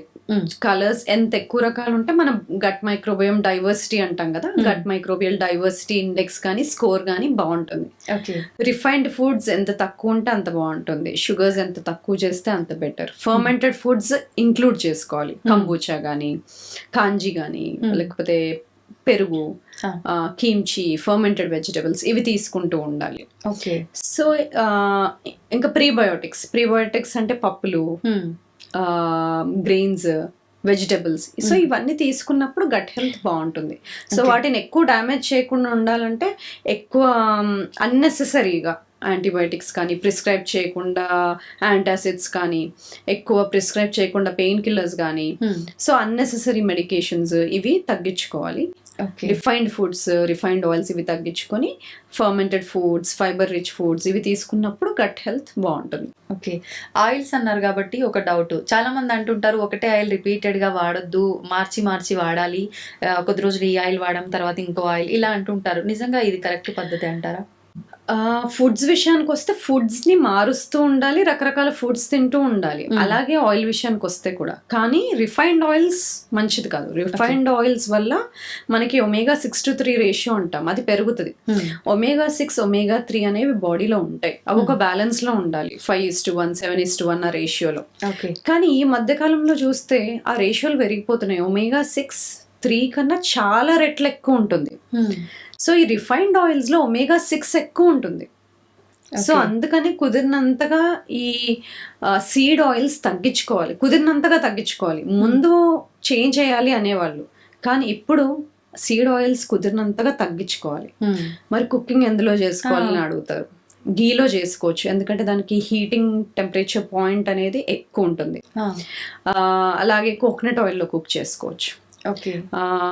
ఆలివ్ ఆయిల్ కుక్ చేయకూడదు, హీట్ చేయకూడదు, ఫ్రెష్గా మనం యాడ్ చేసుకోవచ్చు మనం తినే ఫుడ్స్కి ఆలివ్ ఆయిల్. కాబట్టి సీడ్ ఆయిల్స్ ఇన్ఫ్లమేషన్ని పెంచుతుంది, కాబట్టి సీడ్ ఆయిల్స్ కుదిరినంతగా తగ్గించుకోవాలి. కానీ కోకోనట్ ఆయిల్స్ ఇవన్నీ అంటే కొంచెం నెయ్యి ఎక్స్పెన్సివ్ ఉంటాయి, అందరూ వాడాలంటే కష్టం కదా. అంటే ఇంట్లో చేసుకోవడం ఎక్కువ ఈజీ అండి. ఇంట్లో మనకి సరిపడా ఆయిల్ని ఇంట్లో చేసుకోవడం ఈజీయే. అవునా? నెయ్యిని కానీ మనం నెయ్యి ఎలాగో ఇంట్లో చేసుకుంటాం, సో మనకి వండడానికి అంత అవసరం ఉండకపోవచ్చు. సో ఈజీగానే ఇంట్లో చేసుకొని యూజ్ చేయొచ్చు. అయితే నెయ్యి అన్నారు కదా, చాలా మంది ఈ మధ్య నేను కూడా చూశాను, హాట్ వాటర్ లో 1 స్పూన్ నెయ్యి వేసుకొని మార్నింగ్ పరిగడుపుని తాగుతున్నారు. నిజంగా ఇది కరెక్టేనా? దేనికి యూజ్ అవుతుంది ఇది? సో నెయ్యి బాడీలోకి తీసుకెళ్లడం అనేది హెల్దీ ఫ్యాట్స్ ఎక్కువ తీసుకోవాలి అనే కాన్సెప్ట్. అది మనం ఫుడ్ లో వేసి తీసుకుంటామా, వాటర్ లో వేసి తీసుకుంటామా, అది different thing. Breaking the fast ని బ్రేక్ చేసేటప్పుడు ఫ్యాట్ తీసుకోవడం బెటర్ అన్నాను కదా. ఫ్యాట్స్, హెల్దీ ఫ్యాట్స్ అనేవి నెయ్యిలో ఉంటాయి, అవకాడోలో ఉంటాయి, ఆలివ్స్ లో ఉంటాయి, డ్రై ఫ్రూట్స్ లో ఉంటాయి. సో వీటిలో ఏదైనా తీసుకోవచ్చు. కోకోనట్ ఆయిల్ లో ఉంటుంది, ఓకే. నెయ్యిలో ఉంటుంది. కాబట్టి ఈ చాయిసెస్ అన్నీ ఉన్నాయి. ఎవరికి ఏది కుదిరితే అది తీసుకుంటారు. కొంతమంది కోకోనట్ ఆయిల్ తీసుకుంటారు, కొంతమంది గీ తీసుకుంటారు, కొంతమంది డ్రై ఫ్రూట్స్ తింటారు, కొంతమందికి అవైలబుల్ ఉన్న వాళ్ళు అవకాడో తింటారు. ఓకే. మళ్ళీ మనం నెయ్యిలో కూడా ఆవు నెయ్య, గేదె నెయ్య ఇలాంటివి చూసుకోవాలంటారా? లాక్టోజ్ ఇంటాలరెన్స్ ఉంటే ఏది సూటబుల్ ఉండదు. యాజ్ సచ్ ఆవు పాలు కానీ ఆవు నెయ్యి కానీ బాడీ ఈజీగా డైజెస్ట్ చేసుకోగలుగుతుంది గేదె నెయ్యి పాలు కన్నా. సో మనకి సూటబుల్, కొంతమందికి ఏం ప్రాబ్లం ఉండదు దేంతోనూ కూడా. ప్రాబ్లం లేని వాళ్ళు ఏదైనా తీసుకోవచ్చు. లేదు కొంచెం అరగడానికి ప్రాబ్లం ఉంది, డైజెస్టివ్ ఇష్యూస్ ఉన్నాయి అంటే ఆవు నెయ్యి కానీ ఆవు పాలు కానీ యూజ్ చేయొచ్చు. ఓకే. లేదు కంప్లీట్ గా లాక్టోజ్ ఇంటాలరెన్స్ ఉంది అంటే ఇంకా రెండు అవాయిడ్ చేయాలి. ఓకే. చాలా మంది పెద్దవాళ్ళు నైట్ పూట మేము తినకూడదు, అది తినకూడదు అని చెప్పి వాళ్ళు బ్యాలెన్స్డ్ గా డైట్ తీసుకునే వాళ్ళు ఇంట్లో మిగతా వాళ్ళ పైన కూడా ఆ ప్రభావాన్ని చూపిస్తుంటారు. వీళ్ళు ఏది తింటే వాళ్ళకు కూడా అదే చేసి పెట్టడము, ముఖ్యంగా పిల్లలకు కూడా వీళ్ళు ఒక రోటీ తింటే వాళ్ళకి రోటీ చేసి పెట్టడం, లేదంటే వీళ్ళు ఇంకేదన్నా చేసుకుంటే వాళ్ళకు అలా లిమిటెడ్ గా పెట్టడము అలా పెడుతుంటారు. నిజంగా అంటే ఎదిగే వయసు పిల్లలకి అన్ని రకాల ఫుడ్స్ పెట్టాలంటారు కదా, ఇలా పెట్టడం కరెక్టే అంటారా? అన్ని రకాల ఫుడ్స్ పెట్టాలి, కానీ పెద్దవాళ్ళకి ఏది హెల్దీయో జనరల్ గా చిన్న వాళ్ళకి కూడా అదే హెల్దీ. ఇప్పుడు మీరు స్టాటిస్టిక్స్ కనుక చూస్తే 2022లో more than 50% of the people 50 years కన్నా ఎక్కువ ఉన్న వాళ్ళకి అట్లీస్ట్ 1 లైఫ్ స్టైల్ డిసీజ్ అన్నా ఉంది. అండ్ 45 years పైన ఉన్న వాళ్ళకి అట్లీస్ట్ 30% పీపుల్ కన్నా ఉంది. 30s లో ఉన్న వాళ్ళకి ఇంకా అది పెరుగుతానే ఉంది. సో హెల్దీగా లైఫ్ స్టైల్ చేంజెస్ అనేది చాలా ఎర్లీగానే చేసుకోవాలి. ఎండ్ ఆఫ్ 20s 30s నుండే చేసుకోవాలి. పిల్లల విషయానికి వస్తే కూడా ముందు జనరేషన్ కు ఉన్న వాళ్ళకన్నా ఈ జనరేషన్ వాళ్ళకి రిఫైన్డ్ ఫుడ్స్ కి యాక్సెస్ ఎక్కువ ఉంది. అలాంటప్పుడు వాళ్ళకి ఇంట్లో వండిన హెల్దీ ఫుడ్స్ ఇవ్వడం ఇంపార్టెంట్. అవును, వాళ్ళకి రకరకాల ఫుడ్స్ ఇవ్వాలి. రెస్ట్రిక్షన్స్ అంటే రెస్ట్రిక్షన్ రిఫైన్డ్ ఫుడ్స్ వరకే రెస్ట్రిక్షన్ చేయాలి. కానీ వాళ్ళకి అన్ని రకాల గ్రెయిన్స్, అన్ని రకాల పప్పులు, అన్ని రకాల ఫుడ్ ప్రొడక్ట్స్ ఇవ్వాలి. అంత రెస్ట్రిక్టివ్ ఉండక్కర్లేదు. కానీ రిఫైన్డ్ ఫుడ్స్ నుంచి మటుకు యాక్సెస్ రిఫైన్డ్ ఫుడ్స్ కి షుగర్స్ కి ఎక్కువ ఉంది కాబట్టి అది మటుకు తగ్గించాలి. ఓకే. అయితే ఖచ్చితంగా మన లైఫ్లో ఫుడ్ ఎంత ఇంపార్టెంటో, స్లీప్ ఎంత ఇంపార్టెంటో, ఫిజికల్ యాక్టివిటీ కూడా అంతే ఇంపార్టెంట్ అని అంటుంటారు కదా. దాంట్లో భాగంగా తీసుకుంటే వాకింగ్ విషయానికి వస్తే ఫుడ్ తిన్న తర్వాత వెంటనే వాకింగ్ చేయాలి ఒక 10 నిమిషాలైనా అని కొంతమంది చెప్తుంటారు. తినగానే అస్సలు వాకింగ్ చేయకూడదు, కాసేపు ఆగి వాకింగ్ చేయాలి అని చెప్పి కొంతమంది చెప్తుంటారు. నిజంగా వాకింగ్ పాత్ర అనేది మన లైఫ్ పై ఎంతవరకు ఉంటుందంటారు? ఇంతకు ముందు స్టడీస్ లో మనం హెల్దీగా ఉండటానికి, అన్ని డిసీజెస్ రిస్క్ తగ్గించుకోవడానికి అట్లీస్ట్ 10,000 స్టెప్స్ ఎవ్రీడే ఉండాలి. కానీ ఇప్పుడు న్యూ స్టడీస్ లో even 7,000 steps okay. Cardiovascular health బాగుండాలి అంటే everyday 7,000 steps also is okay. అలాగే నెక్స్ట్ థింగ్, లంచ్ కానీ డిన్నర్ కానీ తిన్న తర్వాత వాకింగ్ ఎంత ఇంపార్టెంట్.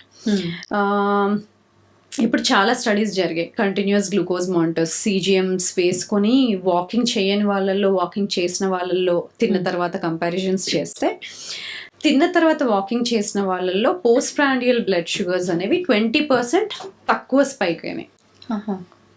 సో తిన్న తర్వాత వాకింగ్ చేసినప్పుడు మనకు మసిల్లో GLUT4 రిసెప్టర్స్ అని ఉంటాయి. ఓకే. సో వాకింగ్ చేసినప్పుడు ఆ రిసెప్టర్స్ యాక్టివేట్ అయ్యి ఆ మసిల్స్ ఆ షుగర్స్ ని బ్లడ్ లో ఉన్న గ్లూకోజ్ ని తీసుకుంటాయి.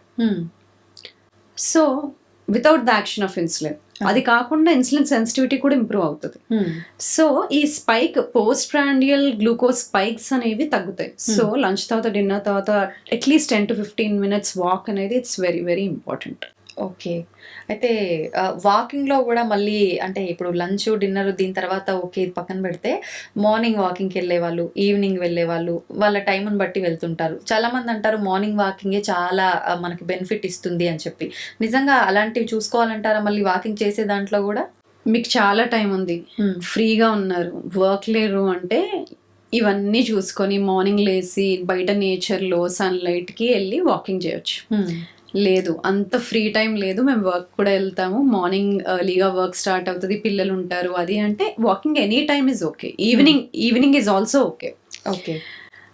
కానీ టైం ఉంది, చాలా ఫ్రీ టైం ఉంది అంటే మార్నింగ్ ఇస్ బెటర్. అసలు టైం లేదు అంటే ఈవినింగ్ ఇస్ ఆల్సో ఓకే. కానీ వాకింగ్ ఎక్సర్సైజ్ అయినా, వాకింగ్ ఒక్కటే చేస్తే చాలా అంటే కాదు.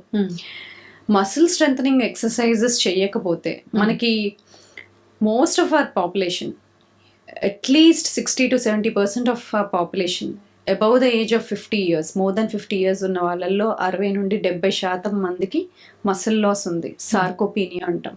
ఓకే.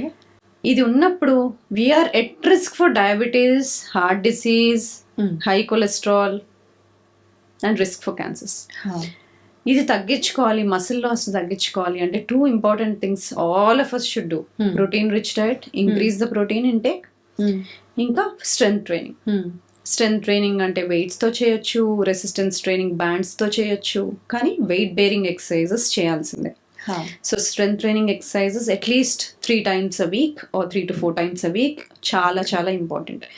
ఏజ్ పెరుగుతూ ఉన్న కొద్దీ, మనం 40, 50, 60, 70 అలా అవుతున్న కొద్దీ స్ట్రెంగ్త్ ట్రైనింగ్ ఎక్సర్సైజెస్ ఇంప్రూవ్ చేసుకుంటూ వెళ్ళాలి. అలాగే ఈ మధ్య అడిగిన మోస్ట్ కామన్ క్వశ్చన్, ఎలాంటి ఎక్సర్సైజెస్ చేస్తే ఏజింగ్ స్లో డౌన్ అవుతుంది, లేకపోతే ఏజింగ్ బెటర్గా ఏజ్ అవుతాం అనేది. సో చాలా వరకు స్టడీస్లో హై ఇంటెన్సిటీ ఇంటర్వెల్ ట్రైనింగ్ వల్ల చాలా బెనిఫిట్స్ ఉన్నాయి. కానీ మీరు కరెంట్ హెల్త్ స్టేటస్ ఏంటో చూసుకొని ఇన్కాపరేట్ చేసుకోవాలి. కరెంట్ హెల్త్ స్టేటస్ బాగాలేవు, జాయింట్ ఇష్యూస్ ఉన్నాయి, ఆల్రెడీ మసిల్ ఇష్యూస్ ఉన్నాయి అంటే వాళ్ళకి హిట్ ట్రైనింగ్ కష్టం. సో లేదు, comparatively relatively healthy, knee joint issues లేవు అంటే once a week 20 minutes of high intensity interval training add చేసుకున్నప్పుడు మీ ఎక్సర్సైజ్ రొటీన్కి అది చాలా helpful. Along with strength training 3 to 4 times a week. అలాగే ఏజ్ పెరుగుతూ ఉన్న కొద్ది కార్డియోవాస్కులర్ ట్రైనింగ్, ఏరోబిక్స్ కూడా ఇంప్రూవ్ చేయాల్సిందే. So 50% of the time cardiovascular exercise చేయాలి, 50% of the time strength training exercise చేయాలి. Once a week high intensity interval training if your health is supporting, if your joints are supporting. Okay. అయితే ఈ జిమ్లు, ఈ workouts ఇవన్నీ చేసిన తర్వాత మనం మధ్యలో కనుక ఆపేస్తే ఇంకా ఓవర్ వెయిట్ అయిపోతారు, ఇంకా పెయిన్స్ అలాంటివి ఎక్కువైపోతుంటాయి, రకరకాల ఇబ్బందులు వస్తుంటాయి అని చాలా మందిలో ఒక డౌట్ ఉంది. ఇది నిజమే అంటారా? అసలు ఎక్సర్సైజ్ ఎందుకు ఆపాలనుకుంటారు? బాడీకి ఫుడ్ ఎలాగో ఎక్సర్సైజ్ అలాగే. మనము సడన్ గా 30 years వరకు తిని నెక్స్ట్ 2-3 years ఫుడ్ మానేస్తామా? మానేయం కదా. ఫుడ్ మానేయనప్పుడు ఎక్సర్సైజ్ ఎందుకు మానేయాలి? సో ఎక్సర్సైజ్ మానేయాలి అనే కాన్సెప్టే రాంగ్ కాబట్టి not answer to this question. Exercise ఆపకూడదు. ఫుడ్, బాడీకి నిద్ర కూడా ఎంత ఇంపార్టెంటో, ఫుడ్ ఎంత ఇంపార్టెంటో, ఎక్సర్సైజ్ అంతే ఇంపార్టెంట్. ఆ మూడు మనకి న్యాచురల్గా it should be like life style habit. Sudden గా స్టార్ట్ చేసి స్టాప్ చేసే క్రాష్ పనులు చేయకూడదు. స్టార్టింగ్ ఇస్ గుడ్, కానీ కంటిన్యూ చేయాలి, సస్టైనబుల్ గా చేయాలి, కన్సిస్టెంట్ గా చేయాలి. ఓకే. అయితే ఈ మధ్యకాలంలో చాలా మంది డయాబెటీస్తో బాధపడుతున్నారు. చిన్న చిన్న పిల్లల్లో కూడా చూస్తున్నాము. అయితే రీసెంట్గా నేను కూడా ఒక పాపకు, ఒక 3 years 4 years పాపకు కూడా డయాబెటీస్ ఉందని చెప్పి విన్నాను. అసలు నిజంగా ఇంత చిన్న ఏజ్లో వస్తున్నాయి అంటే ఇది జెనెటిక్స్ ప్రాబ్లంగా తీసుకోవచ్చా, లేకపోతే అంటే బేబీ పొట్టలో ఉన్నప్పుడు మదర్ తీసుకునే ఫుడ్ ఏమన్నా ప్రభావితం చేస్తుందా? ఇంకొక విషయం, చాలా యాడ్స్ చూస్తున్నాం ఈ మధ్యకాలంలో, డయాబెటీస్ ఇది కనుక మీరు తీసుకుంటే, మేము చెప్పిన ప్రకారంగా కనుక వింటే డయాబెటీస్ పూర్తిగా రివర్స్ అయిపోతుంది, కంప్లీట్గా తగ్గుతుంది, మళ్ళీ జన్మలో రాదు మీకు అని చెప్పి రకరకాల యాడ్స్ చూస్తున్నాం. నిజంగా అలా అయ్యే అవకాశం ఉంటుందంటారా? ఈ క్వశ్చన్ లో 2 parts ఉన్నాయి, 2 questions ఉన్నాయి. సో యంగ్ ఏజ్ అంటే less than 10 to 12 years లో వచ్చే డయాబెటీస్ ని మామూలుగా type 1 డయాబెటీస్ అంటాము. ఎందుకంటే వాళ్ళకి యాంటీబాడీస్ ఉంటాయి, ప్యాంక్రియాస్ కి కానీ ఇన్సులిన్ రిసెప్టార్స్ కి కానీ యాంటీబాడీస్ ఉంటాయి. కాబట్టి bodies acting against you, insulin damage అయిపోతుంది, ఇన్సులిన్ ప్రొడక్షన్ ఉండదు వాళ్ళకి. సో దాన్ని type 1 డయాబెటీస్ ఉంటాం. సో దానికి ట్రీట్మెంట్ ఓన్లీ ఇన్సులిన్. ఇది పక్కన పెడితే, సో ఇది రకరకాల కారణాల వల్ల అవ్వచ్చు. మోస్ట్లీ దానికి ఒక జెనెటిక్ కాంపనెంట్ ఉంటుంది, కానీ ఏవైనా వైరల్ ఇన్ఫెక్షన్స్ వచ్చినప్పుడు కానీ అలా ట్రిగర్ అయ్యే ఛాన్స్ ఉంటుంది. ఓకే. సో అది type 1 diabetes. type 2 diabetes mostly ఎల్డర్లీలో వస్తుంది, కానీ ఆ ఎల్డర్లీ అనే ఏజ్ లిమిట్ ఇప్పుడు తగ్గిపోతా ఉంది due to stress, sedentary life style, exercise చేయకపోవడం, bad life style habits or bad food habits వల్ల చాలా ఎర్లీగా డయాబెటీస్ రావడం చూస్తున్నాం. సో డయాబెటీస్ రివర్సల్ పాసిబుల్ అనే ఒక క్వశ్చన్ అడిగితే, డయాబెటీస్ రివర్సల్ అంటే ఏంటి? మనం ఫస్ట్ ఇనీషియల్గా రెస్ట్రిక్టివ్ డైట్ తీసుకున్న తర్వాత నార్మల్ డైట్ తీసుకున్నా కానీ మళ్ళీ డయాబెటీస్లోకి వెళ్ళకపోవడం. సో ఈ డయాబెటీస్ రివర్సల్ ఎవరిలో పాసిబుల్? ఇనీషియల్ స్టేజెస్లో ఉన్న వాళ్ళు, pre diabetes or type 2 diabetes వచ్చి ఇనీషియల్ ఫస్ట్ 5 years అయింది, ఇంకా కాంప్లికేషన్స్ ఏం రాలేదు, లైక్ నర్వస్ సిస్టమ్ కాంప్లికేషన్స్ కానీ వాస్కులర్ కాంప్లికేషన్స్ కానీ ఇలాంటివి ఏమీ ఇంకా రాలేదు, కార్డియాక్ ఇష్యూస్ లేవు అన్న వాళ్ళలో reversal is little easy. Early stages, very early stages. లేదు, ఆల్రెడీ ఇన్సులిన్ తీసుకుంటున్నారు, 3 to 4 డ్రగ్ కాంబినేషన్ మెడిసిన్స్ ఉన్నాయి, కాంప్లికేషన్స్ ఉన్నాయి, మైక్రోవాస్కులర్ కాంప్లికేషన్స్ అన్నాం, అవి ఉన్నాయి అంటే వాళ్ళల్లో reversal is little not possible. Okay. అయితే మనకు లివర్ ప్రాబ్లమ్స్లో కూడా చాలా అంటే లివర్కి సంబంధించిన ఇష్యూస్ వచ్చినప్పుడు ఖచ్చితంగా టోటల్ క్యూర్ ఉంటుంది, అంటే ఫైనల్ స్టేజ్కి వెళ్ళిన తర్వాత కూడా క్యూర్ ఉంటుంది అని చెప్పి వింటున్నాం కదా. నిజంగా అంటే లివర్కి రిపేర్ చేసుకునే ఒక శక్తి ఉంటుంది, అలాంటి ఛాన్స్ లివర్ ప్రాబ్లమ్స్లో ఉంటుందంటారా? సో లివర్లో చాలా ప్రాబ్లమ్స్ ఉంటాయి, కానీ మోస్ట్ కామన్ మనం ఎక్కువ శాతం డీల్ చేసేది ఫ్యాటీ లివర్ అంటాం. ఫ్యాటీ లివర్ ఇంకా type 2 diabetes brothers and sisters లాగా అనమాట. విజరల్ ఫ్యాట్ అంటే బాడీలో ఆర్గన్స్ చుట్టూ ఉండే కొవ్వు పెరిగినప్పుడు ఫ్యాటీ లివర్ కూడా వస్తుంది. టైప్ 2 డయాబెటీస్లో మనం ఫ్యాటీ లివర్ ఎక్కువ చూస్తూ ఉంటాం. సెంట్రల్ పొట్ట భాగంలో వెయిట్ గెయిన్ అయిపోయి టైప్ 2 డయాబెటీస్ వచ్చి ఫ్యాటీ లివర్ అనేది మోస్ట్ కామన్ కాంబినేషన్. సో రెండిటికి similar treatment, very anti inflammatory diet తీసుకోవడం, కార్బోహైడ్రేట్స్ తగ్గించి తీసుకోవడము, రిఫైన్డ్ ఫుడ్స్ తీసేయడము, ఇంటర్మీడియట్ ఫాస్టింగ్ ఇంక్లూడ్ చేయడం, ఇవన్నీ చేసినప్పుడు హెల్దీ ఫ్యాట్స్ తీసుకోవడం, ఇవన్నీ ఇంక్లూడ్ చేసినప్పుడు రెండు తగ్గుతాయి. ఫ్యాటీ లివర్ తగ్గుతుంది, టైప్ 2 డయాబెటీస్ కూడా తగ్గుతుంది. ఓకే. చాలా మంది లేడీస్లో PCOS ప్రాబ్లమ్స్ చాలా ఎక్కువగా చూస్తున్నాం ఈ మధ్య కాలంలో.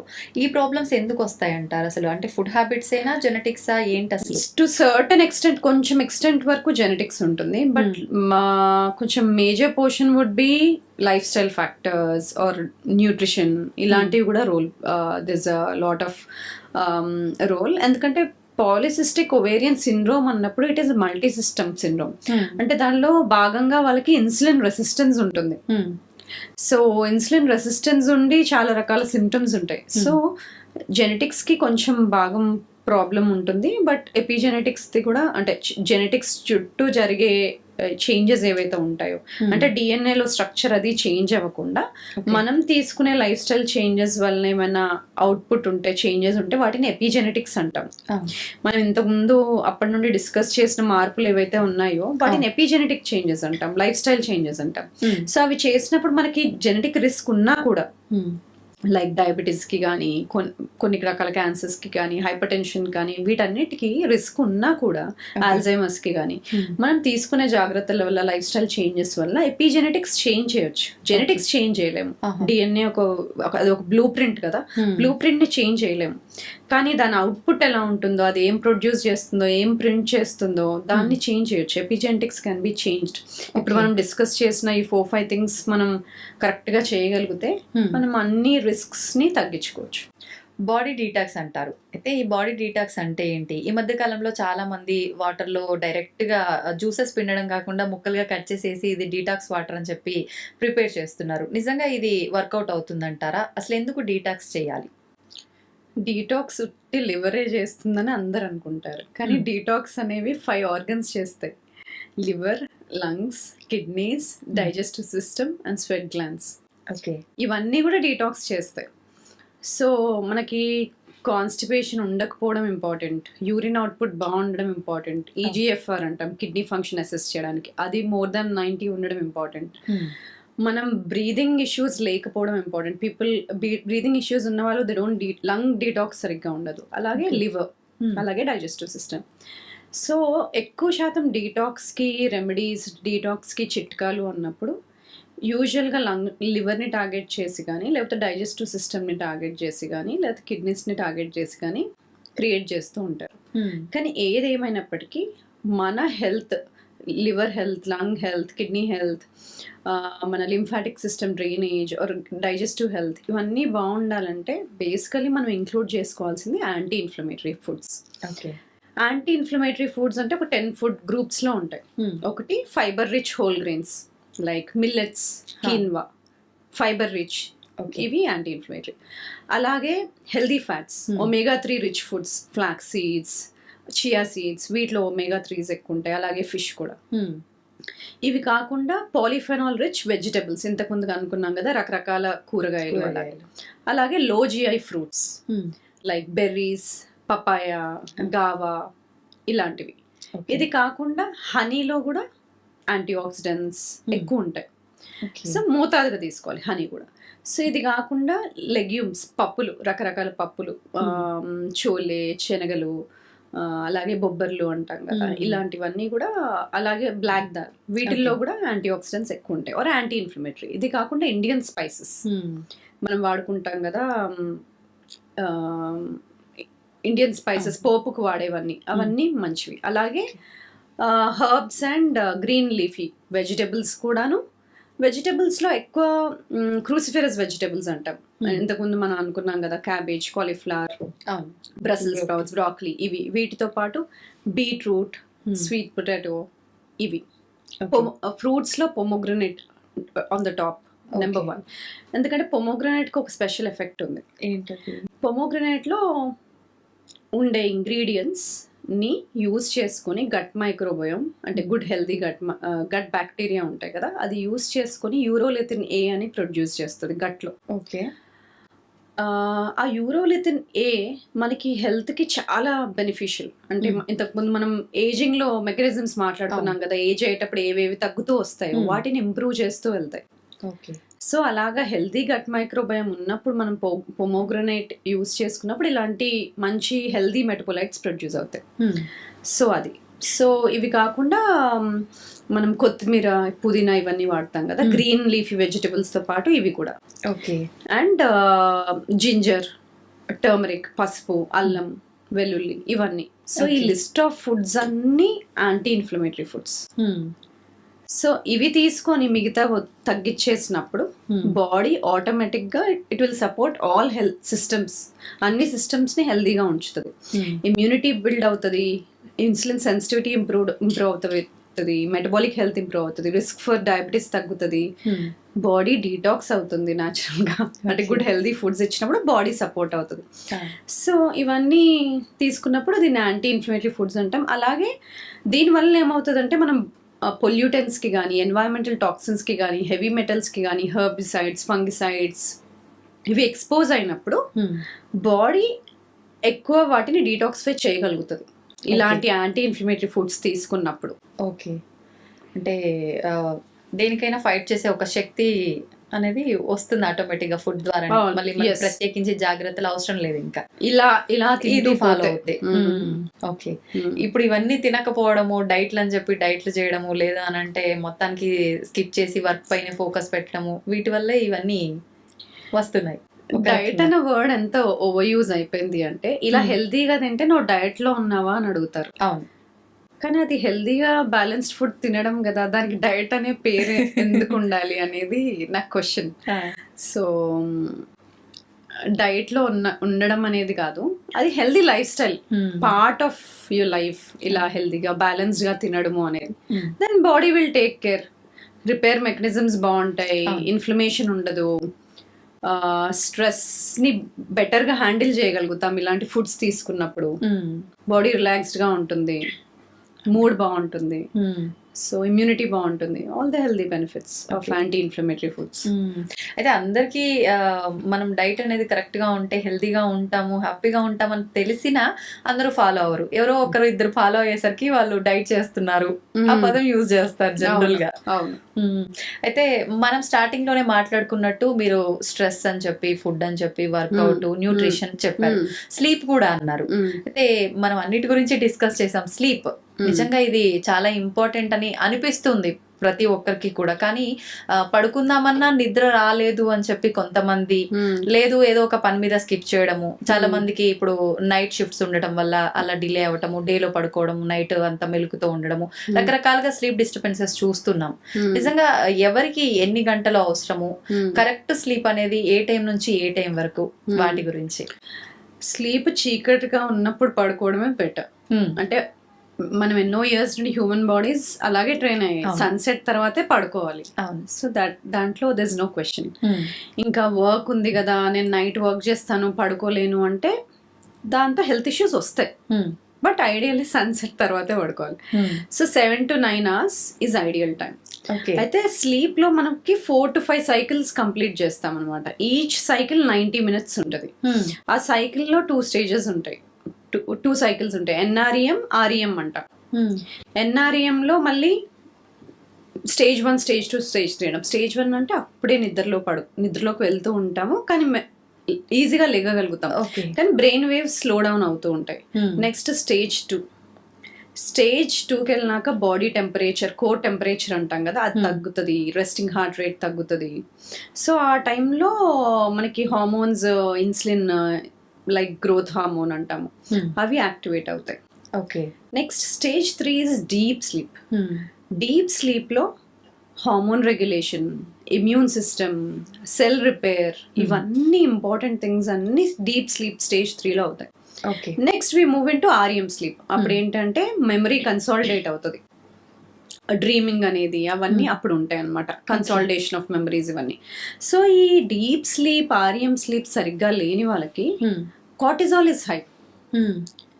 ఒక్క 1 night డిస్టర్బ్డ్ స్లీప్ ఉంటే నెక్స్ట్ డే ఇన్సులిన్ సెన్సిటివిటీ సరిగ్గా ఉండదు. నువ్వు ఎంత హెల్దీ ఫుడ్ తిన్నా సరే నెక్స్ట్ డే గ్లూకోజ్ స్పైక్ అవుతుంది, హెల్దీ తిన్నా, 1 night గుడ్ నైట్ స్లీప్ లేకపోతే. అలాగే క్రానికల్ గా లాంగ్ టర్మ్ నైట్స్ స్లీప్ సరిగ్గా లేదంటే it will lead to hormonal imbalances, low immunity, cellular body repair mechanisms తగ్గిపోతాయి, ఇన్ఫ్లమేషన్ పెరుగుతుంది, కార్టిజాల్ లెవెల్స్ పెరుగుతాయి, ఇవన్నీ జరుగుతాయి.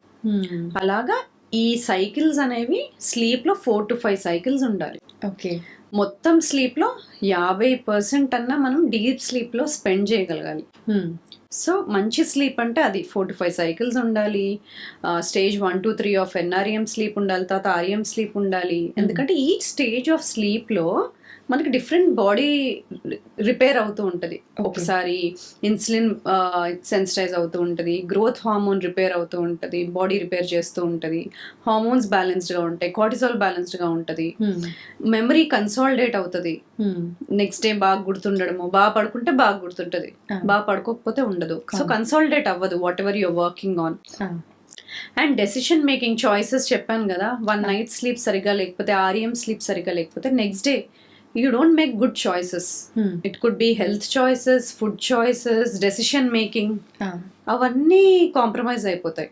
Okay. Okay. So your decision making, mood, immunity, hormonal balance, everything. అలాగే hormones, leptin, రెలిన్ అంటాం. Leptin, రెలిన్ అనే హార్మోన్స్ బ్యాలెన్స్డ్. రెలిన్ అంటేనేమో hunger hormone, మనకి ఆకలి అవుతుంది అని తెలియాలి అంటే రెలిన్ యాక్టివేట్ అవుతుంది. ఓకే. తిన్న తర్వాత కడుపు నిండింది, ఫుల్నెస్ అయ్యింది అని మనకు తెలిసేది లెప్టిన్ వల్ల. సో స్లీప్ సరిగ్గా లేకపోతే ఈ బ్యాలెన్స్ కోల్పోయి లెప్టిన్ లెవెల్స్ తగ్గిపోయి లెప్టిన్ ఇంటాలరెన్స్ వచ్చి we keep eating more and more. ఎందుకంటే ఫుల్నెస్ తెలియదు, ఓవర్ ఈట్ చేస్తాం. So first of all wrong health food choices చేస్తాం స్లీప్ సరిగ్గా లేక, and we overeat. So sleep is link to so many things. So food, sleep are on the top. Health ఏమైనా change చేసుకోవాలి, stabilise అవ్వాలి అంటే we should work topmost are food, sleep. Okay. అయితే చాలా మందిలో పడుకునే ముందు, చాలా మంది కాదు ప్రతి ఒక్కరు చేసే పనే మొబైల్ చూడటం. కొంతమంది ఏదో కాసేపు నిద్ర వచ్చేదాకా చూస్తారు, పక్కన పెడతారు. కొంతమంది మాత్రం గంటలు గంటలు అట్లా చూస్తూనే ఉంటారు, నిద్ర వచ్చినా ఆపుకుంటూ. మరి నిజంగా ఇది కరెక్ట్ పద్ధతి అంటారా? దీనివల్ల అంటే ఎటువంటి ఇష్యూస్ వచ్చే ఛాన్సెస్ ఉంటాయి అంటారు? న్యాచురల్గా బాడీకి తెలియాలి మనం నిద్రపోతున్నామని. అప్పుడే మెలటోనిన్ అనేది పీనియల్ గ్లాండ్ నుండి రిలీజ్ అయ్యి బాడీ స్లో డౌన్. చెప్పాను కదా డిఫరెంట్ స్టేజెస్లో బాడీ ఎలా స్లో డౌన్ అవుతుందో. First brain waves, slow brain waves ఉంటాయి, తర్వాత హార్ట్ రేట్ తగ్గాలి, తర్వాత రెస్టింగ్ మన బాడీ ఇంటర్నల్ కోర్ టెంపరేచర్ తగ్గాలి. సో ఇవన్నీ ఇలా ప్రాసెస్ కరెక్ట్గా అవ్వాలి అంటే మనం పడుకునే ముందు ఏం చేస్తామో ఆ 2-3 hours చాలా ఇంపార్టెంట్. గ్యాడ్జెట్స్ స్లో డౌన్ చేయడము, వార్మ్ షవర్స్ తీసుకోవడము, food 2-3 hours before sleep time తీసుకోవడము. ఎందుకంటే మనం పడుకునే అప్పటికి స్టమక్ ఎంటీగా ఉండడం, ఇవన్నీ ఉన్నప్పుడు స్లీప్లో జరిగే ప్రాసెసెస్ బాగా జరుగుతాయి. సో ఈ బ్లూ లైట్ ఏదైతే వస్తుందో మన గ్యాడ్జెట్స్ నుండి, ఫోన్స్ నుండి, టీవీ స్క్రీన్స్ నుండి, అది ఈ ప్రాసెస్ని సరిగ్గా అవ్వనివ్వదు. మెల్టోనిన్ సరిగ్గా రిలీజ్ అవ్వదు. మనం ఇంకా డే టైంలోనే ఉన్నాం అనుకుంటుంది. ఓకే. చాలా ఎర్లీగా లేసేవాళ్ళు, సన్ రైజ్ ముందు లేసేవాళ్ళు ఏం చేస్తారు, లైట్స్ ఆన్ చేసుకుంటారు. ఎందుకంటే ఆ లైట్ వల్ల మెలకువ అనేది బాడీకి తెలుస్తుంది కాబట్టి చల్ల నీళ్ళతో ఫేస్ వాష్ చేసుకొని లైట్స్ ఆన్ చేస్తే సన్ రైజ్ కన్నా ముందు మనకి డే టైం అని తెలియడానికి బాడీకి. ఓకే. మరి నైట్కి రివర్స్ చేయాలి, లైట్స్ డిమ్ చేసుకోవాలి, గ్యాడ్జెట్స్ తగ్గియాలి, ఎర్లీగా తినేయాలి, ఎక్కువ డెసిషన్ మేకింగ్ థింగ్స్ నైట్కి పెట్టుకోకూడదు. సో స్లో డౌన్ అవుతే అప్పుడు స్లీప్ సరిగ్గా ఉంటుంది. ఓకే. అయితే చాలా మంది అంటుంటారు కదా, అంటే నైట్ అసలు లైట్ అనేది చిన్న బెడ్ లైట్ కూడా ఉండొద్దు, పూర్తిగా చీకట్లోనే పడుకోవాలి అని చెప్పి, అది కరెక్ట్ పద్ధత? లేదు అంటే కొంతమంది డాక్టర్స్ చెప్తుంటారు పలానా పర్టికులర్ కలర్ పెట్టుకుంటే మంచిది అని చెప్పి, నిజంగా ఇలాంటివి చూసుకోవాలంటారా? Generally red light is better. అట్లానే రెడ్ లైట్ రెడ్గా చేసుకొని పడుకోవాలని కాదు, basically blue light green light ఉండకూడదు. గ్యాడ్జెట్స్ నుండి వచ్చేది బ్లూ అండ్ గ్రీన్ లైట్ అనమాట. సో కుదిరినంత వరకు డార్క్ చేసేసుకుంటే better, complete dark. Room dark ఉండడం ఇంపార్టెంట్. రూమ్ టెంపరేచర్ చాలా important. Less than 22 ideal, best. ఎందుకంటే తొందరగా మన కోర్ టెంపరేచర్, బాడీ టెంపరేచర్ తగ్గుతుంది. సో ఇలాంటి, అలాగే మనం స్లో డౌన్ అవ్వడానికి గ్యాడ్జెట్స్ పక్కన పెట్టి ఆ టైంలో ఈ పడుకునే ముందు జర్నలింగ్ చేసుకోవడము, గ్రాటిట్యూడ్ జర్నల్ రాసుకోవడం ఆ టైంలో ఎక్కువ బెనిఫిషియల్. ఓకే. సో ఈ ఫ్యూ థింగ్స్ మనం చేసుకోవచ్చు. ఓకే. అయితే కొద్ది మందిలో పడుకోవాలని ప్రయత్నించిన అంత తొందరగా నిద్ర పట్టదు. ఒకవేళ ఎర్లీగా పడుకుంటే తొందరగా మెలకు వచ్చేస్తుంది, అంటే ఒక 1-2 ఆ టైం కల్లా మెలకు వచ్చేస్తుంది, మళ్ళీ వెంటనే నిద్ర పట్టదు, ఇలా అని చెప్పి చెప్తూ ఉంటారు. ఇలాంటి డిస్టర్బెన్స్ లేకుండా ఉండాలంటే టిప్స్ ఏమైనా ఉన్నాయా ప్రత్యేకించి? నైట్ మీల్ చాలా ఇంపార్టెంట్. చాలా తక్కువ క్యాలరీ ఫుడ్ తీసుకున్నారు అనుకో నైట్లో, అప్రోప్రియేట్గా ఉండాలి నైట్ ఫుడ్. మరీ అసలు చాలా తక్కువ ఫుడ్ తినేసి పడుకుంటే middle of the night hunger pangs వల్ల లెగొచ్చు, ఆకలి వల్ల లెగొచ్చు. సో నైట్ మీల్లో బ్యాలెన్స్డ్గా ఉండేలాగా ఫైబర్ ఎక్కువ ఉండాలి, but at the same time carb కొంచెం తక్కువ తీసుకుని ప్రోటీన్ ఫైబర్ ఎక్కువ ఉంటే మనకి ఆ ఇబ్బంది ఉండదు. సో అదొకటి చూసుకోవాలి. అండ్ స్లీప్ లోకి స్మూత్గా వెళ్ళాలంటే వార్మ్ షవర్స్, కొంచెం మెగ్నీషియం కూడా హెల్ప్ చేస్తుంది. మెగ్నీషియం థ్రియోనేట్, మెగ్నీషియం బిస్గ్లైసినేట్ కానీ, గ్లైసిన్ కానీ, అలాగే క్యామోమైల్ టీ కానీ, ఇలాంటివి కొంచెం హెల్ప్ చేస్తాయి. ఓకే. సో ఇట్లాంటి మెగ్నీషియం రిచ్ ఫుడ్స్ ఇవి కూడా తీసుకోవచ్చు. మిల్క్ తీసుకుంటూ ఉంటారు చాలా మంది. కొంతమందికి milk also will induce. So milk intolerance లేదు, లాక్టోజ్ ఇంటాలరెన్స్ లేదు అంటే they can take milk.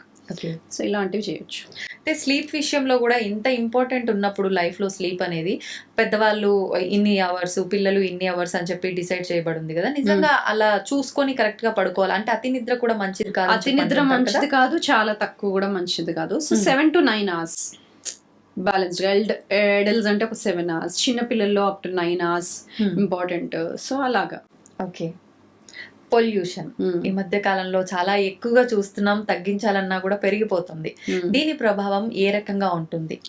First పొల్యూషన్కి expose అవ్వకుండా ఉండడం చాలా ఇంపార్టెంట్. మనం చాలా పొల్యూటెడ్ ఏరియాస్లో ఉంటున్నాము అంటే మాస్క్లు అవి వేసుకోవాలి. ఎందుకంటే ఇప్పుడు కొన్ని ఏరియాస్, కొన్ని పార్ట్స్ ఆఫ్ ద వరల్డ్లో ఎక్కువ పొల్యూటెన్స్ మన ఆటోమొబైల్స్ నుండే ఎమిట్ అవుతూ ఉంటాయి. వాళ్ళలో మనం లంగ్ ఇష్యూస్ ఎక్కువ చూస్తుంటాం, all kinds of chronic fibrotic lung diseases చూస్తూ ఉంటాం. సో ఈ పొల్యూషన్ ఎక్కువ ఉన్న చోట్ల ఫస్ట్ థింగ్ అవాయిడ్ చేయడం ఇంపార్టెంట్, మాస్క్ వేసుకోవడం ఇంపార్టెంట్, ఇంట్లో ఎయిర్ ప్యూరిఫైయర్స్ పెట్టుకోవడం ఇంపార్టెంట్. సో ఇలాంటివి చేసుకుంటూ, ఇంతకు ముందు మనం మాట్లాడుకున్నట్టు బాగా క్రూసిఫరస్ రిచ్ వెజిటేబుల్స్ తీసుకున్నప్పుడు దాంట్లో సల్ఫోరెఫైన్ అని ఎక్కువ ఉంటుంది, అది యాంటీ ఆక్సిడెంట్ అనమాట లివర్లో. అలాగే మనకు మాస్టర్ యాంటీ ఆక్సిడెంట్ గ్లూటాథయోన్ అని ఉంటుంది. సో గ్లూటాథయోన్ రిచ్ ఫుడ్స్ తీసుకోవడం ఇంపార్టెంట్. ఇంతకుముందు మనం మాట్లాడుకున్నాం కదా, గార్లిక్, ఆనియన్, లెగ్యూమ్స్, పప్పులు, ఇవన్నీ గ్రీన్ లీఫీ వెజిటేబుల్స్ ఇవన్నీ. సో అలాగే B vitamin rich foods, glycine rich foods. So ఇవన్నీ ఫుడ్స్ కొంచెం ఎక్కువ తీసుకోవాలి. సో దట్ మనకి ఈ పొల్యూటెన్స్ వల్ల బాడీలో ఫ్రీ రాడికల్స్ అని పెరుగుతాయి అన్నమాట. ఆక్సిజన్ ఫ్రీ రాడికల్స్ అంటాము, రియాక్టివ్ ఆక్సిజన్ స్పీషీస్ అంటాము. ఇవి మిటిగేట్ చేయాలి అంటే యాంటీ ఆక్సిడెంట్ సిస్టమ్ని బిల్డ్ చేసుకోవాలి. సో ఈ foods anti oxidant rich foods అవి ఎక్కువ తీసుకున్నప్పుడు మనం ఈ పొల్యూటెన్స్ టాక్సిన్స్ నుంచి కొంచెం ఈజీగా సేవ్ అవుతాం. ఫస్ట్ థింగ్ అవాయిడింగ్ చాలా crucial. Second thing eliminating. Okay. ఖచ్చితంగా. అంటే హెయిర్ కి కూడా, స్కిన్ కి కూడా ఒక రకంగా Everything. ప్రాబ్లమ్స్ అంటే ఆరోగ్యం అని. దెబ్బతింటుంది, అది ఓకే. అంటే అంటే లోపల సేమ్ థింగ్ ఇంటర్నల్ గా ఏమవుతుందో అది బయట బయట. రిఫ్లెక్ట్ అవుతుంది. స్కిన్ పాడవడము, హెయిర్ ఫాల్ అవ్వడము, అవి part and parcel of internal health. ఇంకా ఈ పొల్యూషన్ వల్ల కూడా తొందరగా వయసు ఎక్కువగా కనిపించడము, స్లీప్ వల్ల కూడా తొందరగా ఏజ్ ఎక్కువ కనిపించడం, ఇలాంటి లక్షణాలు ఉంటాయా? మనం మాట్లాడుకున్నాం కదా, స్లీప్ తక్కువైనప్పుడు కానీ, nutrition rich food, anti oxidant rich food, polyphenol అవును. ఎక్కువ లేని ఫుడ్స్ తీసుకున్నప్పుడు, లేకపోతే రిఫైన్డ్ ఫుడ్స్ ఎక్కువ తీసుకున్నప్పుడు, ఈ పొల్యూటెంట్స్ కి, అరోమాటిక్ హైడ్రోకార్బన్స్ కి ఎక్కువ ఎక్స్పోజ్ అయినప్పుడు బాడీ ఇన్ఫ్లేమ్డ్ గా అయిపోయి, ఆ సెల్యులార్ సెనసెన్స్ పెరిగిపోయి, ఆటోఫేజీ తగ్గిపోయి, మనము ఉండాల్సిన దానికన్నా ఎక్కువ ఫాస్ట్ గా ఏజ్ అవుతాము. సేమ్ థింగ్ అది మన ఫేస్ పైన రిఫ్లెక్ట్ అవుతుంది. సో అందుకని స్లీప్ కరెక్ట్ గా మెయింటైన్ చేసే వాళ్ళల్లో రిస్క్ ఆఫ్ అన్ని డిసీజెస్ తక్కువ ఉంటుంది. దేర్ ఓవరాల్ బయట their internal reflection of health on hair, face better గా ఉంటుంది. సో స్లీప్ అండ్ మనం మాట్లాడుకున్నట్టు nutrition, exercise, stress management, fasting, ఇవన్నీ crucial for overall gut health, skin age, hair, bones, muscle, everything, metabolic health అంతా కూడా. Okay. ఏది correct గా ఉండాలన్నా కూడా ఖచ్చితంగా వీటన్నిటిపైన ఆధారపడి ఉంది. ఎస్. ఓకే. నిజంగా చాలా మంచి వాల్యుబుల్ ఇన్ఫర్మేషన్ అయితే మీ నుంచి మేము తీసుకోగలిగాము. చాలా చాలా థ్యాంక్స్ అండి. థ్యాంక్ నమస్తే. యూ.